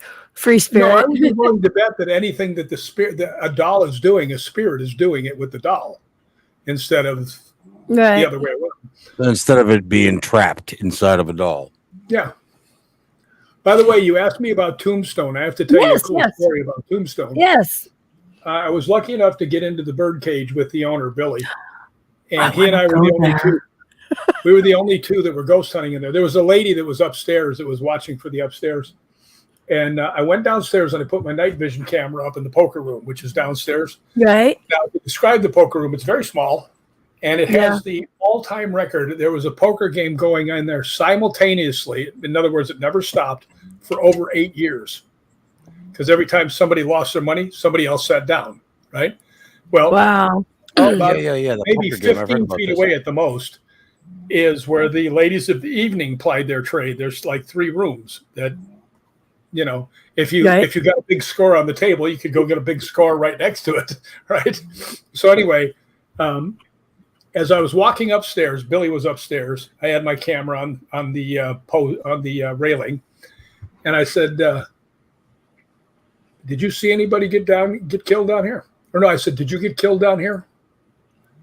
And then I took another step. I said, "Did you kill somebody down here?" Well, I had 9 pieces of equipment in there, and in 45 minutes, all of them went off with brand new batteries and fresh charges, every single one of them. Right? Oh my God. I got back, and when I recharged my camera, when I got back to California, I'm listening to the thing, and it says, as you hear me and Billy coming down, we're talking, and just as we get to the bottom, you hear a Hispanic voice, which at the time, most of the citizens were Hispanic because they were right on the border of Mexico. But I hear very clearly a Hispanic voice go, "I had to." Right? In other words, he killed somebody. Had to kill him. Oh my God. So I was on my way there, and I sent a message to Billy. I said, "Billy, listen to this." And he sends back, "Wow." And I said, "Any chance I could get in there for like a half an hour?" And he goes, "Well, you could, but you'd have to be here right now." And I said, "Good, open the door." So a lady opens the door. He wasn't there. So I went downstairs, and it took me 38 seconds to get another answer out of him. No way. No, and I've got them both on. I've got them both on the thing. I should start a YouTube channel and put all these things up. Seriously, you should. There's so many people would be tuning into this stuff and watching it because people love to. I mean, some people can't travel, and they love to hear the evidence that other people that they're traveling through you. And well, here's what that said the next time when I went down there, and I just went down there. I said, "Okay, I don't know if you remember me, but I was here before, and I asked if you'd seen anybody get killed or if you killed anybody." I said, "Did you see anybody get killed down here?" And it goes, "Yes." Was it the same voice? Same guy, yeah. So if you ever get to the bird cage to go ghost hunting, go down to the poker room and talk, because that guy's very talkative. Actually, since we're going to be there, why don't you and I go down there? Because the guy knows you. The spirit knows you. Getting down there now is the hard part. Who do we got? I think we got to go through a few people, right? We can. I think I may know who. No, I think Billy, the guy that owned the place or something like that. I'm not sure he still owns it. Well, I don't know if I have a way to get in or not. Bruce, I can talk with Bruce and see if he can talk with somebody. Ask him. Yeah. I'll say, hey, guess what? Rick and I want to go down there. Rick's got a rapport with somebody down there. I don't know. We'll figure it out. I'll even play those things for the people. I mean. Yeah, you're going to bring those? That will be, I would definitely bring that. The evidence. That would be cool. Yeah, because I'm supposed to fly in Wednesday, and all you guys are coming in like Thursday. And I think I'm coming in Wednesday too. Oh, you're coming in Wednesday also? Okay. Yeah, you're driving in. Yeah, because Thursday we're supposed to do some sort of meet and greet or something. Yeah. Yeah. And yeah, the birdcage has been always one of the places that I've always wanted to go, and Shefflin Hall. But I think BTI's got Shefflin Hall. I've never been in Shefflin Hall. I've been to the Boot Hill and all the other places, but never in Shefflin Hall. But I did have something interesting happen. I was out there ghost hunting, and I was ghost hunting out in the street by where the OK Corral is, out in front of Flies. And I see all these people come out of Shefflin. Right. And they all walk away, and this one guy comes walking my direction. So I figured it was a ghost hunt because they have these walking ghost hunts all the time. This guy comes out and he stops and he's looking at me, goes, "I know what you're doing." I said, he goes, "But you know what? You're the only one that I've ever seen has gone to the right spot." I said, "Well, I did do some digging on it." And I said, "And I know that the people that got shot didn't die inside the OK Corral. They died out here on the street. One of them died right where the telephone pole is." And he goes, "Yeah, you're right." He says, "But all the people that come over here, they're all trying to get into the OK Corral." I said, "Well, good luck to them." Yeah. I had also heard another friend of mine that he puts on paracons and stuff like that too. He said the one place to definitely go to is this large rose tree.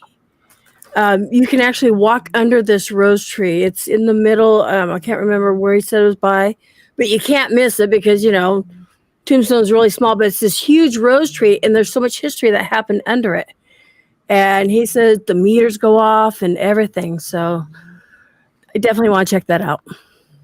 Well, the meters really go off by the photography place, but I have a feeling that that's more of an issue of Wi-Fi or something like that. Right. So after a while, you get to learn the cadences of different things. This is true. This is true. You know. So let me ask you this. What's your favorite thing to use? What's your favorite item that you like to use when you're out? A piece of equipment, you mean? Yeah, Well, piece of equipment. It's really funny you say that, because anybody that knows me will always say Rick is the king of the K2 meter.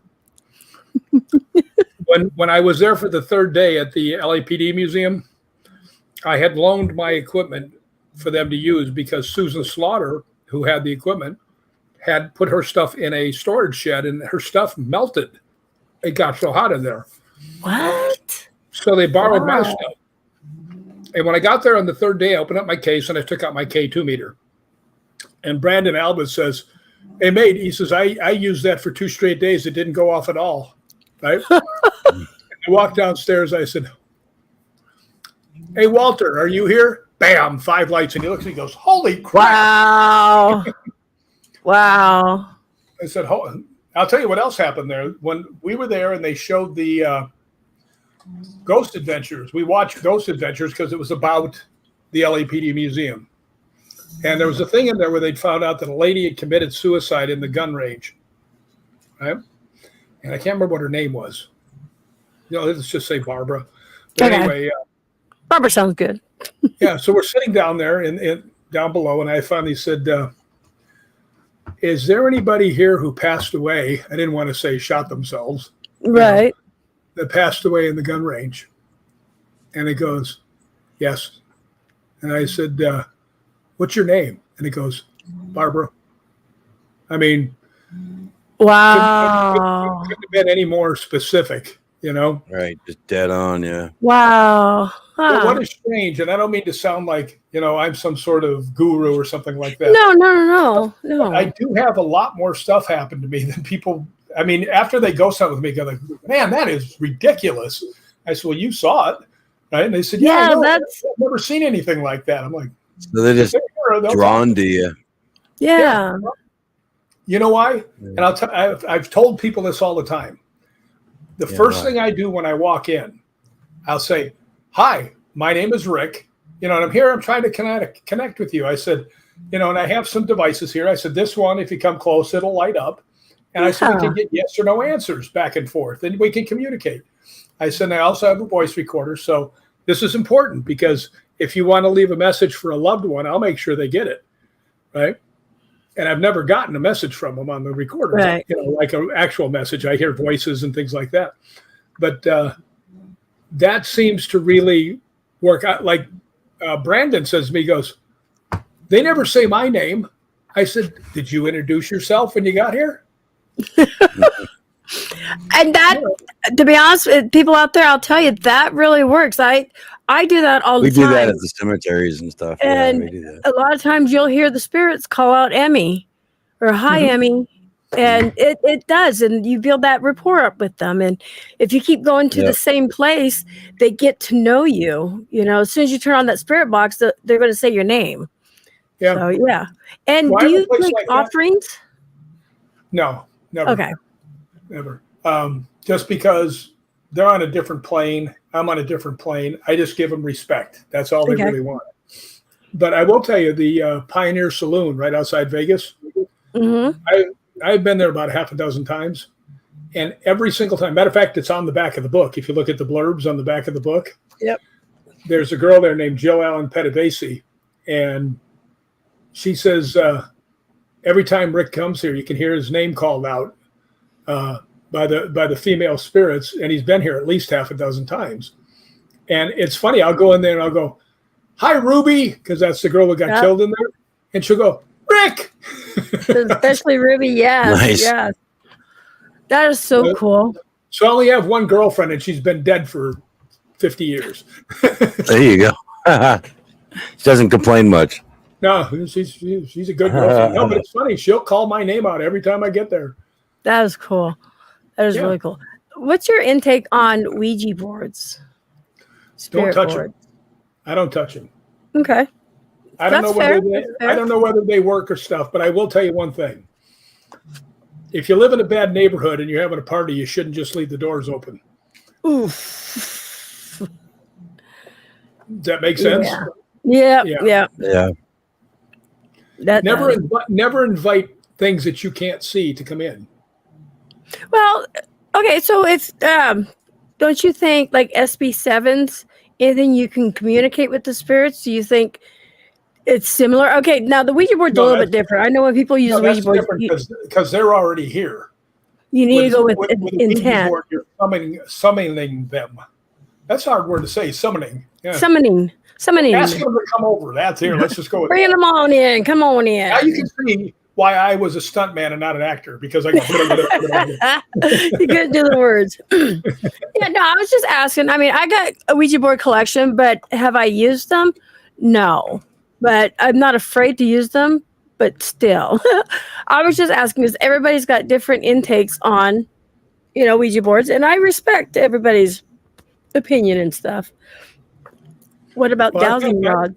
I've done seances with Patty Negri several times. I've done seances with other people. I don't mind those. Okay. But I don't like when people are trying to use stuff to bring people in that you don't know. That just doesn't make sense. I totally respect you on that. Yes. Yeah, we had, where were we when this happened? I'm trying to think. My brain is... you were somewhere and they used a Ouija board? They were going to. Actually, it was... Casadega? First time, no, it was in...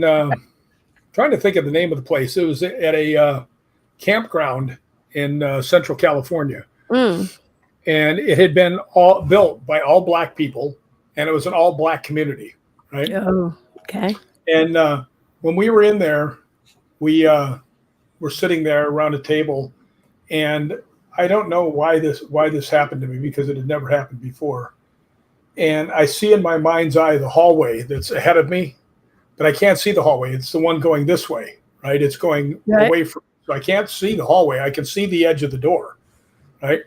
And I see in my mind's eye a bald man, a white guy, standing at the end of the hall by the window, just standing there. What? So I'm telling the people, I said, I see someone, standing at the end of the hallway. And he starts walking down the hallway. And I said, he's walking down the hallway.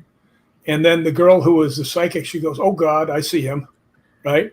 And he stops on the inside of the door, right? And I said, yeah, he stopped inside of the door. And right then he leaves quickly, right? And you could see like a black area starting to form. And I went, uh-oh, right? And she goes, I feel it too. And I told him, I said, look, there's something nasty right here in this hallway. And the one guy starts getting kind of freaked out. And he kept saying, what is it doing? I said, it's after one of us. Right? And he goes, tell me who. I said, no. He says, no, I want to know who, because his back was to it. So he was kind of scared. Ooh. But we had a 15-year-old girl with us, and it was obvious it was after him. So I said very politely, I know what you're after, and you're not going to get it. Right? So pack your stuff up, turn around, go back to whatever hell you came from. Right. And Michelle Wagner starts giving it the business. I heard that name before. Yeah. She's another psychic medium, and it leaves, right? But we had to get kind of belligerent with it and just say, hey, it ain't happened, buddy. Right. Move along. But that was so weird, because I'd never seen in my mind's eye something as clearly as this guy walking down the hallway, because it looked like, the security cameras from up above, and you see like that's what it looked like. It looked like police film. Wow. So that was pretty interesting. And they said, did you really see that guy? I said, well, let's just go down this thing. What did I tell you he looked like? And they said, he said he's a tall, bald, white guy. I said, yeah. And we all know that this place was inhabited by only Black people, and only Black people. Right. If I was making up something, do you think I would say it was a white guy? Right. There weren't any. Facts. I'll tell you something really creepy that happened. My husband's still a skeptic. I mean, he wants scientific. That guy up there with the beard. Yeah, that one, that crazy guy, that Hank Williams Jr. guy. I don't know if I'm a skeptic anymore. You just don't move, Lily. I'll tell you I this don't experience. just everything that goes bump in the night is a yeah, ghost. he doesn't do just, that. You know, Not everything can- you hear. or a spirit, excuse me. You know, I came back Right, from yeah. Florida after doing like a couple week vacation, doing some investigations and stuff with my friend Patty, and it was I got on a late night flight coming to Oregon, so my husband picks me up, and I was just so tired. We just left our luggage he brought the luggage in the house, and that was it. And I'm like, I'm ready to go to bed. So like we both 11 go to o'clock bed. at night. We go to bed, and all the lights were out. And when you see something that's blacker than black? Yeah. Okay, we were laying there, and it was coming up his side of the wall, like coming up and going up to the ceiling. And I'm just going. I came from your side of the bed and across the whole room. It was slow enough that Emmy and I could talk about it. We're like going, are you seeing this? Yeah. What the hell is it? And I'm looking around, and we So can't what figure I out did? what's making the Put the shadow. blanket over my head. It said St. Michael It goes prayer. right into the wall, and it just kind of disappeared. But I mean, it was like he saw it. That was the crazy thing. Specific shape that I couldn't figure out the shape, but it was like an ink. It was like an octopus ink cloud, but in my room, and it just kind of like it was just a shadow, like this really dark shadow, and we couldn't figure it out, and it went right into the wall. But it wasn't a flash or nothing. Like we were talking and about. And where we live, our house where we live, we're not even on a road. We're like on a half an acre setback from the road, and there's houses around. So even if someone was to drive by, there's no light that can come in our house. I was looking at the floor. I'm like, is there something shining up in the dog? There's nothing. There was nothing. And it was just kind of blew me away. And that was the one and only time we've seen that. So they're literally pulling up the covers. Like, what the hell is this? Yeah, and I put the covers over my head and said St. Michael prayer. I was like, the fuck? What are your thoughts on that, Rick? Well, there is dark energy. I mean, it's everywhere. I mean, right. And sometimes it can make you look extremely foolish. I was laying in my bed, and I looked up and I saw this dark shape standing right near my bed. I mean, I just looked up and I threw the most magnificent spinning back elbow you've ever seen in your life from where I was at. I was like, woof! Where'd he go?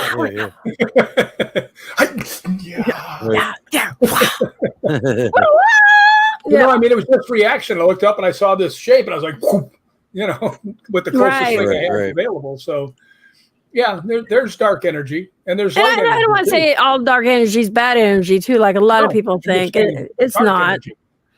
And there's light energy, but mostly the dark energy is stuff that just wants to be left alone. And I'm thinking because I was traveling to different places, anywhere from Casadega to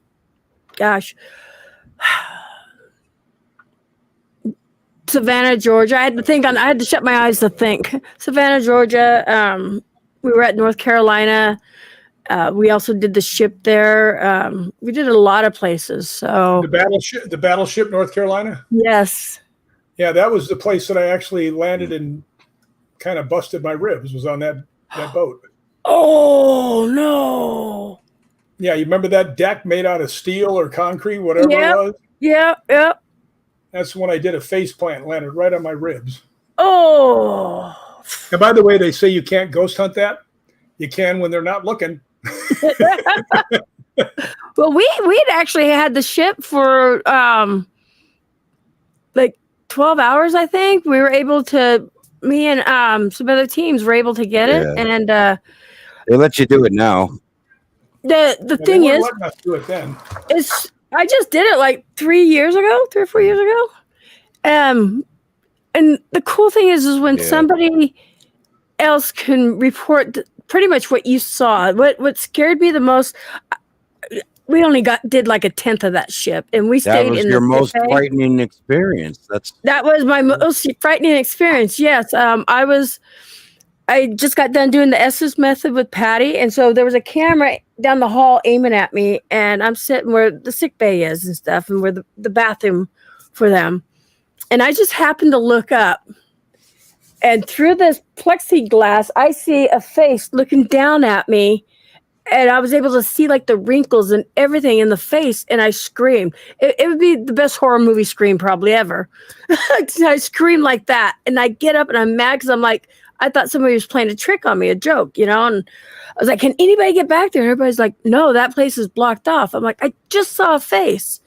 Well, Matt come down like, I don't know, a half hour later, and he was telling us goodbye. And I'm like, dude, you won't believe what I just saw.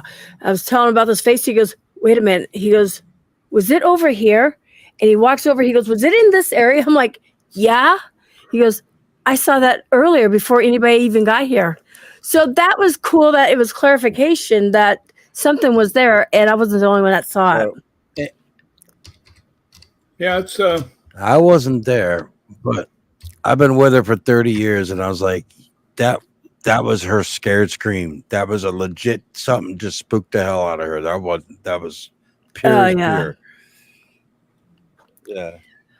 Yeah, that's I've seen it on the video, Yeah. Anybody that tells you that, they don't have any reactions or anything like that is just lying to you, because I don't get scared, but I get startled. If I turn around, there's a face there. You're like, what the hell is going on? That's what I say all the time. I don't get scared. I get startled. But that one, I wasn't expecting a face to look down. And that was a scream of death. I don't scream like that. And then when I do get startled, I start laughing. Screamed and then laughed. Yes, it's like a defense mechanism. Yeah.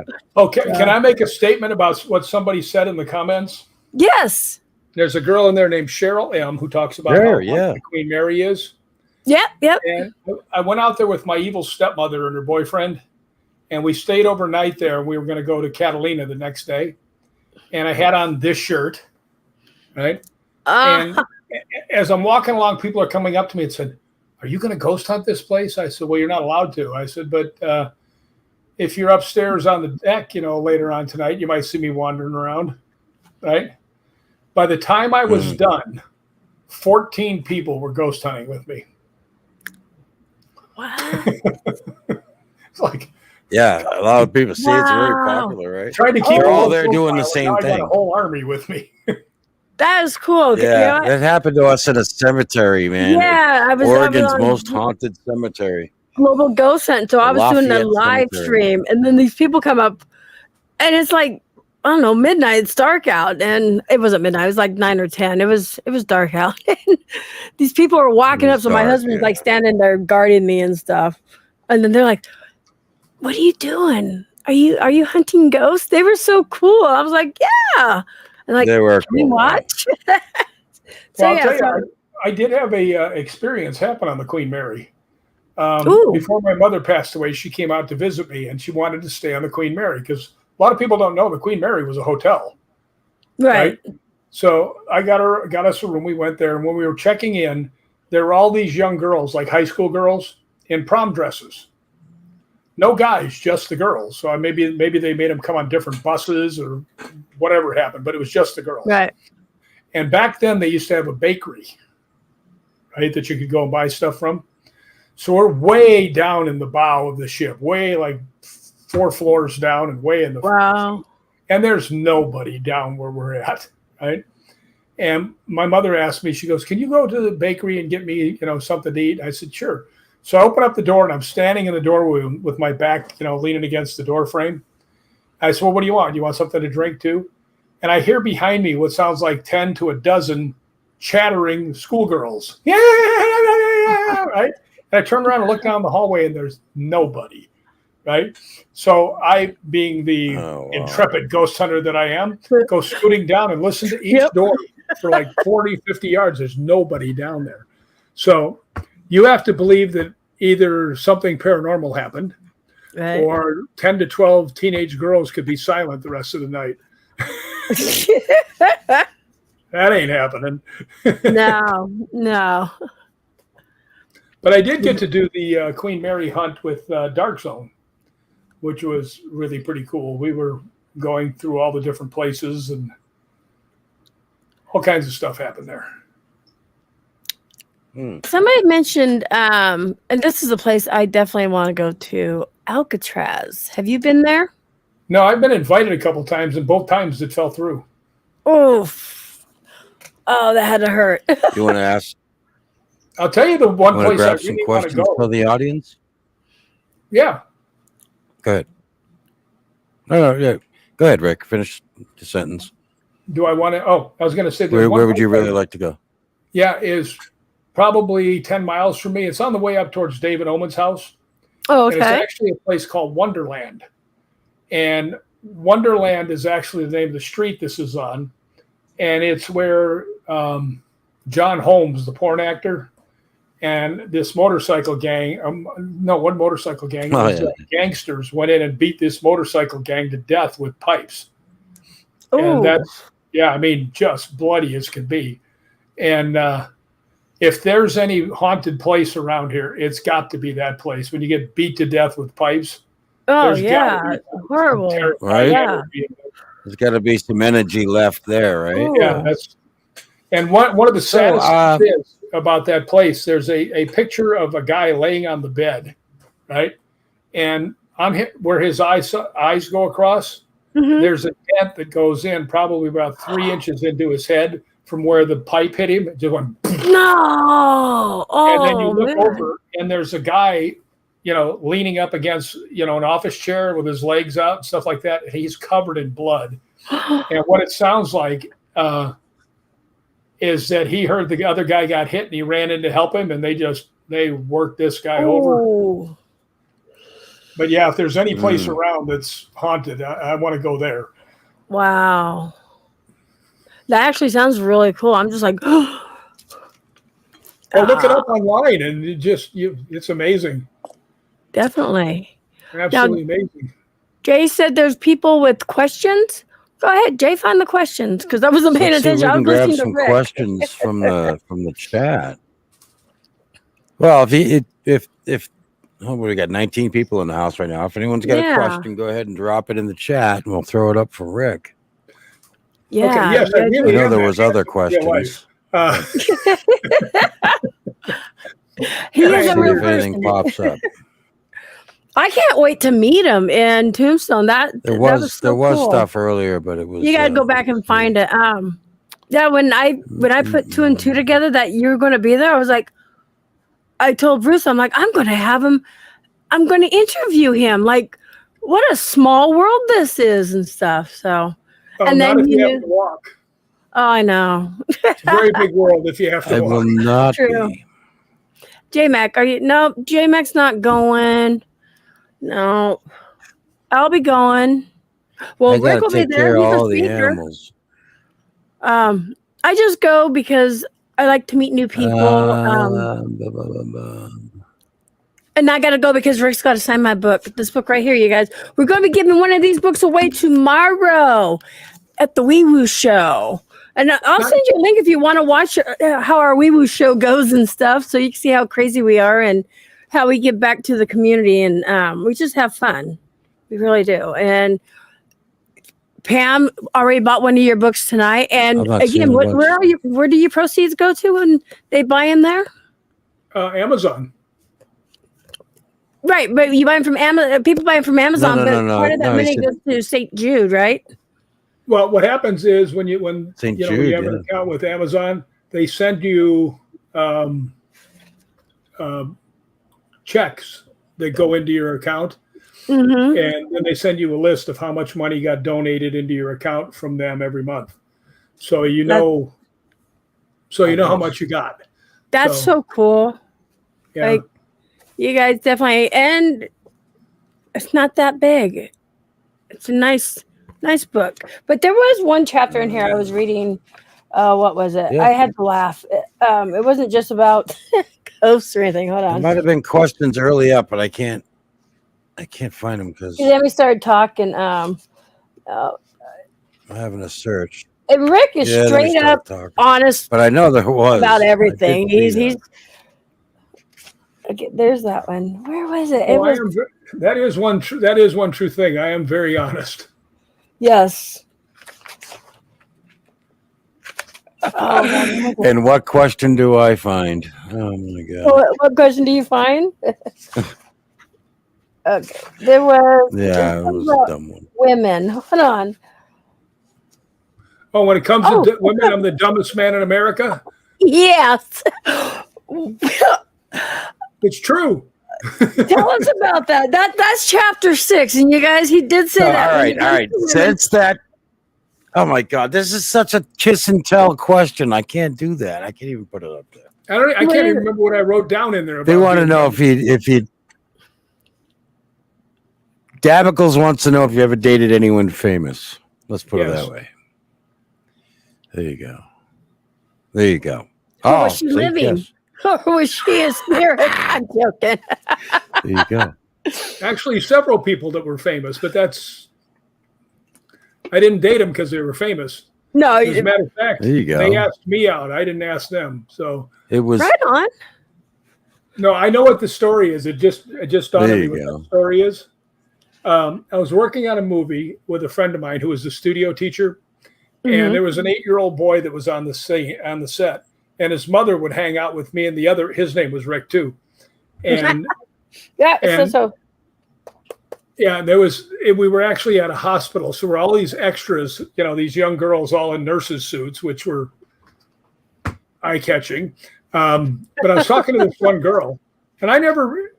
A girl could be married to me for I think I put in there, I said, a girl could buy me a Cadillac and give me a kidney. And I'd ask my friends, do you think she likes me? Right. Yeah. I'm as stupid as the thing. Yes. But I'm talking to this girl, and they said they called all the extras back, and she stood there looking at me, with her hands in front of her, all, girlish and stuff. And I said, well, you better go before you get in trouble. She goes, oh, okay. Off she went. And the mother comes over and she says, Rick, did you get that girl's number? And I said, no, why? She goes, she was flirting her little heart out with you. And I said, she was? She goes, yeah. I said, well, I got to tell you, I really need somebody to kick me in the shin, so I know that when a girl's in. So the next day I'm sitting there, and there's a girl that comes up to talk to me, and I'm talking to her, and the mother walks over, and she pushes the girl back. She goes, excuse me for 1 second. And she turns around and she kicks me in the shin and walks away. Oh my God. Here. Well, the girl that was standing there goes, oh, excuse me. And off she goes. She scared the girl out because she sees some other lady come up and give me the boot. Right. But I was laughing so hard because I did say I need somebody to come up and kick me in the shin. So I know somebody's flirting with me. That's funny. Hey, Dreamwalking Angel. I think we may have asked that question early on. I think we did. Rick, did you ever work with Stargate Films, Sam Nicholson? We did ask that. Yeah, no, I haven't. I think he said. Yeah, no. Okay, all right. What's your favorite horror movie? Exorcist. The original, right? Yeah. Nice. A friend of mine is actually the stunt guy who went down the 125 stairs when the young priest jumped out the window. What? Yeah, he was the one that did that fall. Oh my God. Oh, here's a question. Rick. Have I ever had a succubus attack me? No, but I'm hopeful. Someday. You never know. You never know. I'm open to it. Babe, I had no choice, babe. I had no idea. Well, I don't have a girlfriend. I'm open for succubuses and stuff like that attacking me, so nobody can yell at me. What about demons? Providing that's not the one that oh shit messed up on where he was talking about the guy one. Do you remember that on Ghost Adventures? By the way, yes. My group was on Ghost Adventures with him. I don't know if you know that or not. I think I remember that. Went ghost hunting with Ghost Adventures to the Pico House. So that was pretty interesting. Right. So go ahead. So at one point he says that he's 6'4" here. He said that he was 6'4" and Spitfire goes, so you ain't get a stunt double for Tom Cruise. No, not anytime soon. No. Tom Cruise is about 5'8", maybe. No, is he 5'8"? I thought he was like 5'2". Actually, a very good friend of mine was his stunt double for a long time. Wow. And he was also Pierce Brosnan's stunt double at the same time. And I'll tell you a funny story. When we were doing the movie Dark Wolf, I was a stunt coordinator, and I played Dark Wolf and all kinds of stuff. Low budget movies, you do a lot of stuff. So I was able to get my friend Keith, who I seriously believe was the best, stuntman in the world. And because I'd known him for a long time, I called him over and said, "Hey, can you come over and do a stunt for me on this low budget movie?" And he said, "Yeah, I'll do it." All right, so he comes over, and there's a scene where the wolf is just killing everybody. They're all getting thrown around the room and everything. And what I needed Keith to do was come running, out of camera and just fly through the air, land on top of this big long desk, hit all the stuff that's there, hit this monitor, roll over with the monitor, and fall off the other side. So I'd been talking him up, saying, "This guy's the best there is. Wait till you see this."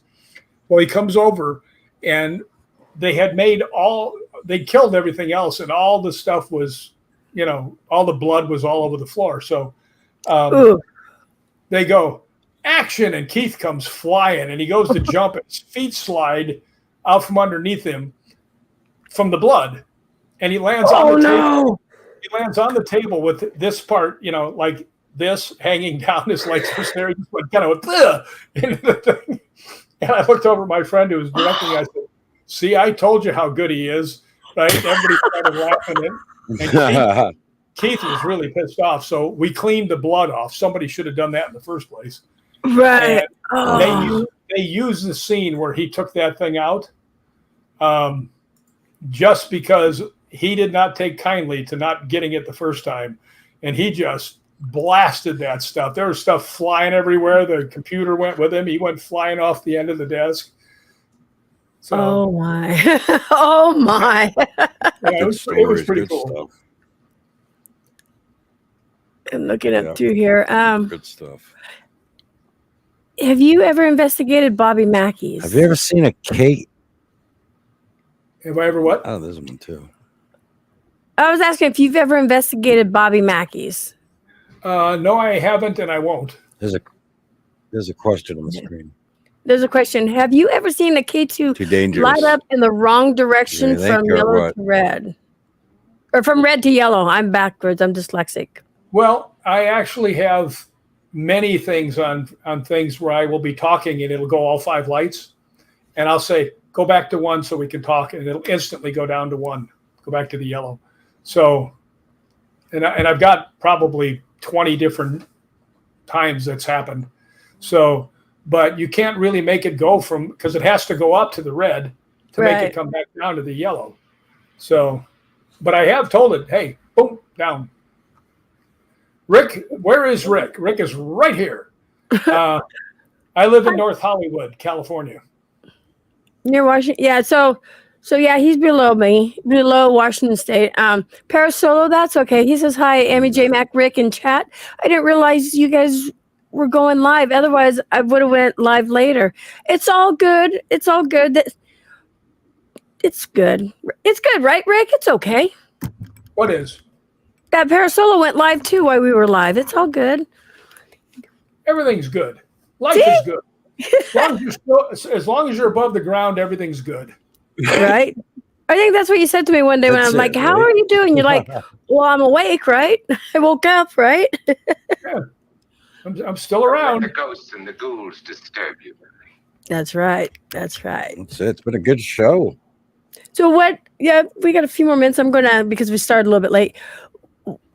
Where do you see yourself like in the next 5 years? Just still. I'm pretty old. I'm not counting on. I'm not counting on anything. Hey, Andrew. You ain't jumping out no more windows. No. I actually need. I actually need 2 knee surgeries where they're full replacement for my knees.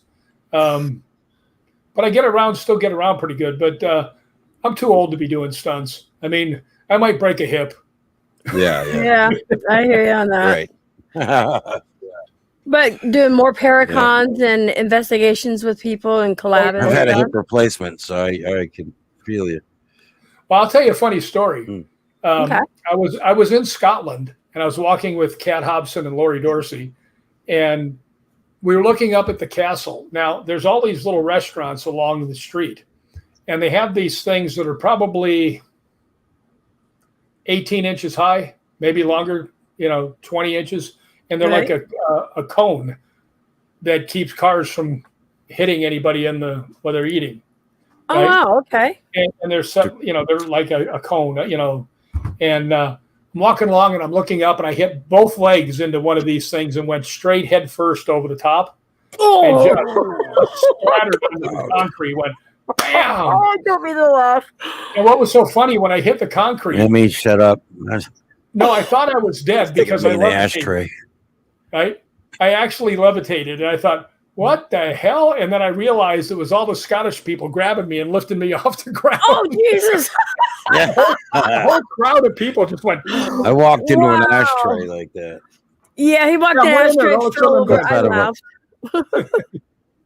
Oh my God. We were walking into a pet store and I just happened to look into the glass check my hair out or something. I don't know what I did. And I ass died over. Oh God. I don't mean to laugh, but I laugh.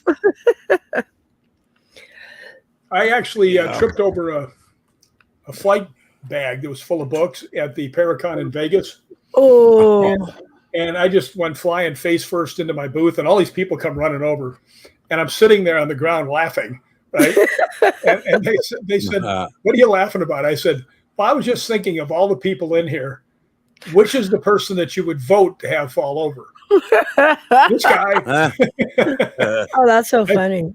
Yeah, because the girl that was with me, Lori, she said, I couldn't believe it. She says, you turned around, you tripped, you did a shoulder roll, and just came up sitting there laughing. She says, I've never seen anything like that in my life. I said, well, I have fallen down before, It's part of the show. I can do it. I can do it gracefully. How many times do you think I've taken a fall in 40 years of stunts? Oh, Jesus. 1,000 times at least. Yeah. Yeah, I'm just like, but you would fall with grace. That's the thing. No, I don't have any grace at all. I fall like you a just ton fall. of bricks. I'm just like, wow. Oh, Jesus. Like a big sack of potato, just bam. Hold on, Andrew. Wait, Reed Castle. Okay, she's asking Andrew S. Do you know Reed Castle? That's not Andrew up here. This is Rick. People, Rick. That's me. Okay, tell people where they can find you at. Actually, you should start a YouTube channel. I think you really should. Yeah, I think I'm going to. I'm going to have to find somebody that actually knows how to really make one of those because I don't know what it would come out looking like if I did it. Well, we can help you get you started. Any one of us, like my husband's. Well, I actually have an ace in the hole. My brother's wife, my sister. There you go.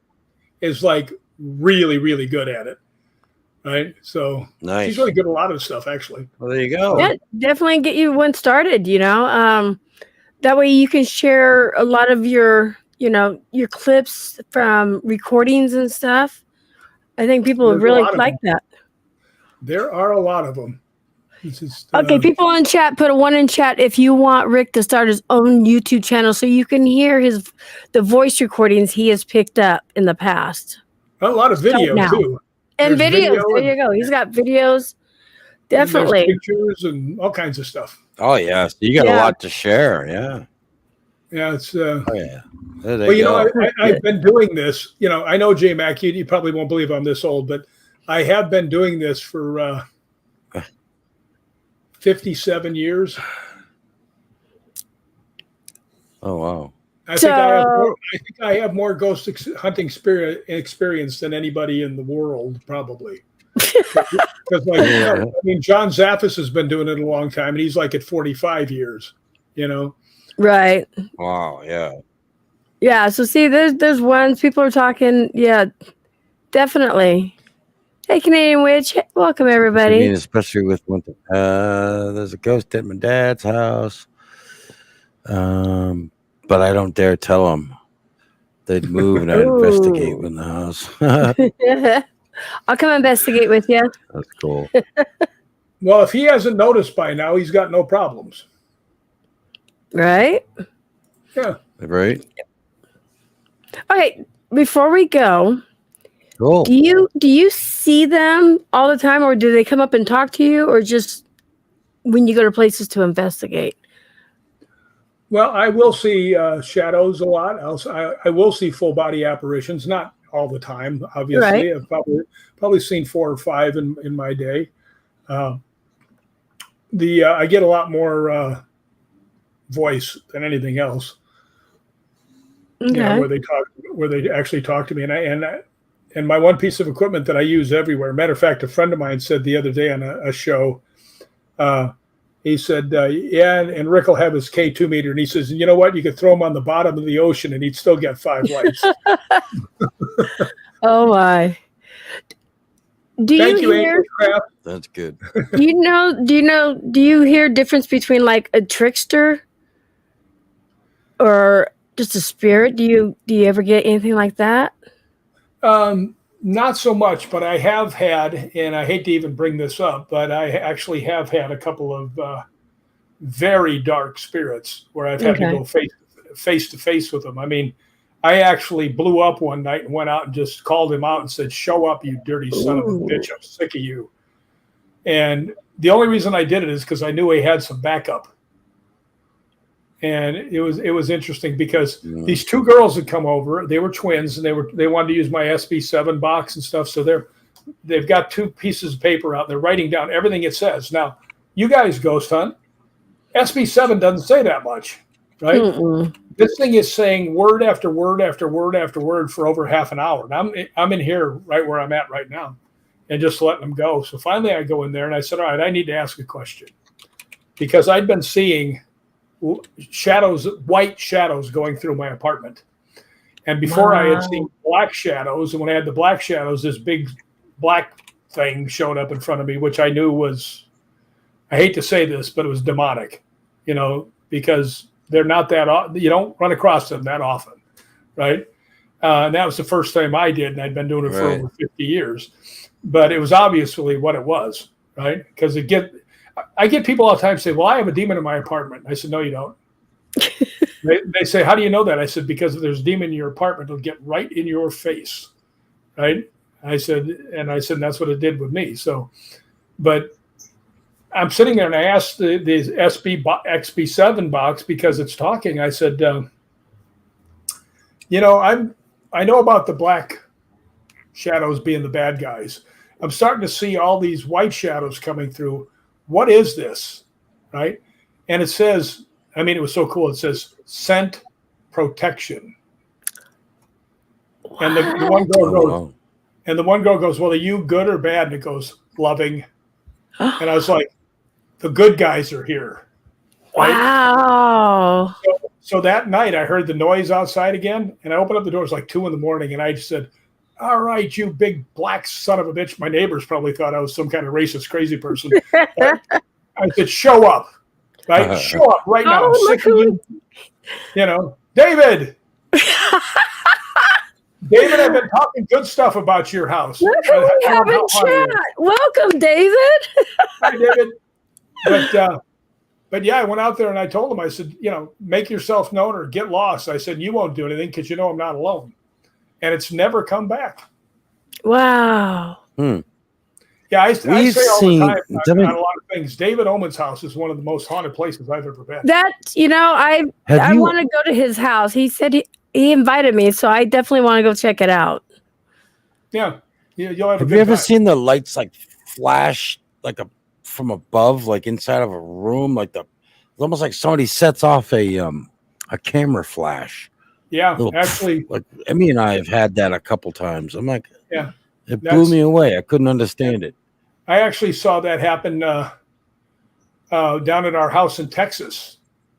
And the very first day I was there, my dad says, "So what is a spirit?" I said, "Well, it's energy." I said, that's what it is. And remember the old time flash bulbs? Yes. Yeah. Yep. A thing that looked just like that went off in the room right next to us. Boom. I was like, well, okay. I was in Abbeville, South Carolina, and at the Belmont Inn, and we kept getting flashes like that, and we're trying to debunk, like, we thought it was a reflection of something, but it was just the craziest thing there too. So yeah, that's one of my stories. there's some if you play your cards right and go in there and not try to be a macho jerk, which I've seen so many guys do, And I told one guy, I just took him aside. I said, don't do that. Right. And he goes, why? I said, because you'll ruin everything. I said, let me ask you a question. If I came over to your house and started talking to you like you're talking to the spirits, what would you do? He says, man, I'd get really mad. I said, so what do you think they're not going to? Right. I said, mellow out, just follow what I'm doing or leave. Right. So he said, okay. So he mellowed out and he had a good time. But I will tell you one thing before I go, just because we used to do the LAPD museum all the time. We would do the Estes method. I love that. I love it. And there was a young girl there that I would say she was 14, 15 maybe, and her dad, and I was watching them. I watch everybody. It's just the way I am. And they weren't connecting, right? They would walk from room to room, and they just weren't connecting. And the father was trying to ghost hunt, and the girl was just kind of standing around and stuff. So the last thing we always do is the Estes method. So I walked over to her, and I said, would you like to try it? And she goes, yes, but can you make sure my dad watches? I said, sure. So I went over and I got him. He was in another room and he came over and he was watching. And this girl had an astounding session. I mean, she was nailing everything that was in this place. And finally, she was getting in a little too deep. So I ended the session, right? And we ended the night. And I looked down and the father was hugging the girl. And he said, I'm so proud of you. And they just stood there hugging, and I was like, it's all worth it. Yeah. You know, it's all worth it. That sounds like it, yeah. It's pretty cool. Yeah, it was very, very heartening, you know. It's like they made a real connection. Warm, yep. Yeah. Wow, that's heartwarming. That's amazing. And I want to thank David for coming in and saying hello. Absolutely. His ears must have been ringing. What timing. How you doing, David? Good to see you. Thanks for coming in, man. David Oman from the Oman House. Yeah, definitely want to do that. Patty from the G team, she's been wanting to go there. So maybe that's one of the places in the future. You have us, right, David? No, I mean, if you are ghost hunters, you have to go to, the Oman House. Oh, thank you so much. Oh, thank you, Andrew. I appreciate that. All right. Where's my thank you button? Okay. I'm hitting it, baby, somewhere. My money don't jiggle, jiggle. It's bold. So see you wiggle, wiggle, for sure. Thank you so much for the Thank you dono. so much. Appreciate that. But yeah, Patty lives in Florida. I don't know if you know her, Patty from the G team. Yeah, he's talking. I'm like, oh, he's talking. Listen, let me pop that up. Good to see you all too. And when you come out, we'll get Rick here too. There you go. Look at that. Imagine that. Oh, I keep hitting my mic. Rick, Patty, and Emmy. What do you think about that, Rick? Of course I'd go. That would be amazing. David's a friend of mine. Of course I would go see him. Well, we need to plan that, you guys. You know, I would love to. David's a good guy. You really need to go to. That's one of the iconic locations in ghost hunting is David's place. So, yeah, I've been you guys there are close, probably right? You're both 5 times. same canyon, right? Yeah, you're close to him. Yeah. So I would just have to fly there, and we need to set that up. That will be so fun. I would be honored to be in your guys' presence. I'd be like, it'd be fun. Mm-hmm. He's going to make you eat barbecue. That's okay. Throw down some ribs, Oman style. Ooh. See, set it up, and we'll throw down some ribs, Oman style. You know See, what? I told you he's going to. We got to plan this. Hell yeah, because I love ribs. We got to plan this. Is David known for his barbecue or what? Oh yeah, yeah. Yeah. I think at one time his family had something to do with barbecue sauce or something like that, or a barbecue restaurant. We got some people in here fangirling. I like the new pick, Hn'Lisha. It's the David Oman style, so it must be really good. Yeah, We'll have to do it. Yeah, we'll have to definitely. Gosh, you're making my mouth drool right now. Oh, look what he's saying here. I Yes. know, right? Because See? we haven't had dinner, and it does sound some. It does Yeah, I sound told you he had a yes, I restaurant. am. I had a ribs restaurant. Wow. Mmm. You're making everybody hungry in So here. he's a rib specialist. Oh. Yeah, see, and David Oben's got also a YouTube channel up that we were Nice. promoting. So definitely, I think that would be amazing for you to do that and share all your evidence. And I know so many people here would just. Well, I got to tell you, if you're a ghost hunter, How come you there haven't isn't a seen David Omen sauce? No, I Hold mean, on, what- if you what was haven't that, Rick? seen David on one of the ghost hunting shows, you're not paying attention because he's been on probably every one of them. Yeah, I noticed Oh, that. yeah. That's how. Yes. When his name was brought up to me at first, I'm like, name sounds familiar. I can't. I'm really bad with names. And then when Steven showed me his face, I'm like, oh, I know him. But yeah, it'll be fun. His place is very cool. So people in chat, put a 2 in chat if you would like to see Rick, Emmy, Patty go to David Omen's house and do an amazing investigation together and eat barbecue. But you gotta put a 2 in chat. Me. Yeah, me. That's us. So there's I've 2. got hands like a tennis racket. Look at your hand. Holy shit. Arr. Were you a basketball player? Oh, look at all these 2s going already. So yeah, we'll definitely have to set that up. My hands are tiny. I'm only 5'4", so I'm just a tiny person. Look, that's a freaking myth. That's all I'm gonna say. Whatever. I had a girlfriend who was Miss Petite, Ohio. She was Miss Budweiser, real pretty girl, and she was 5'1.5". And I took her to Switzerland on a first date. Believe it or not. Yeah, made it hard to come up with a good second date. But yeah, you outdone yourself the first time. well, I was going to be all romantic and stuff, and we're walking down, in Zurich, and I went to throw my arm around her, and I whiffed, went right over the top of her head. I got no girl whatsoever. Just went, People who want to find David Omen links, if you go in last week's show, getting to know David Omen, his links are all there in my description. Just like this week's, I got to put Rick's links in there in my description. And you guys definitely don't forget the book. And don't forget tomorrow, we are going to give out a book, which will be iconic now. We just moved. Oh, there we go. Yeah, David Omen. Here you go. Yep. David popped up his own link. He's going to plug himself. YouTube.com/David Omen. But you got to put the @ between the slash and David. There has to be an @ sign. Just saying. But yeah. I guess this comes to an end. But we're not done. I'm just going to drop you in the basement. Like I said, I'm just going to drop you guys in the basement. But what do you want to say to everybody before you leave? I appreciate you coming in and hanging out with us. My husband just left. So it's all you. well, we've run over our time considerable, haven't we? I don't care. Time? What is time? Time is overrated. Oh, no, But, I just put them up so you guys can wrap up. Yeah, we're wrapping up. Okay.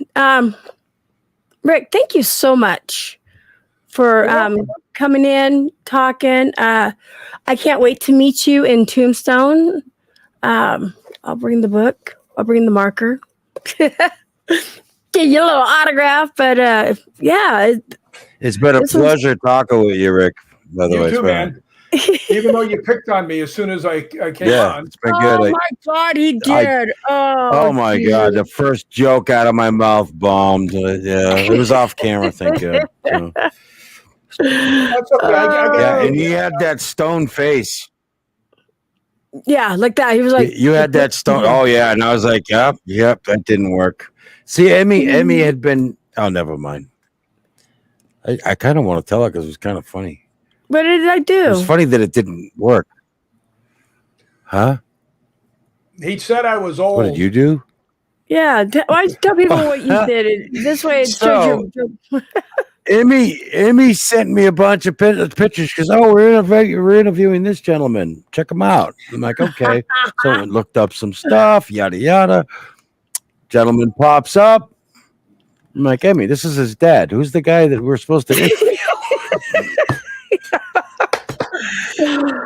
Stone faced, not funny. I'm like, well, this isn't gonna work. This didn't work. That joke flopped. Like a lead balloon. And then he turned it on me. I just saw a good chance to then he turned it on me. That was all. He did, yes. He did. Yeah, he did. Definitely sat me down real quick. I was like, it was funny. It was, yeah. He had that straight face. He's an actor, Jay. Think about it. Okay, Jay, goodbye. Drop down. It took me a second. All right, man. Nice talking with you, bro. You too, J Mac. Emmy, nice talking to you. Nice talking with you. I'm just going to drop you down the basement. I'm going to say goodbye to everybody. So one moment. Don't leave. Okay. So you guys, that was amazing. Rick McCollum coming in again tomorrow, the Wee Woo Show. On the Wheel of Death, we are going to be giving out one of his books. So everybody's saying, Rick, do a channel, Rick. But until we meet again, you guys, thanks again for coming in, supporting us, supporting Rick. And I love you all. I appreciate you all. But until later on, peace.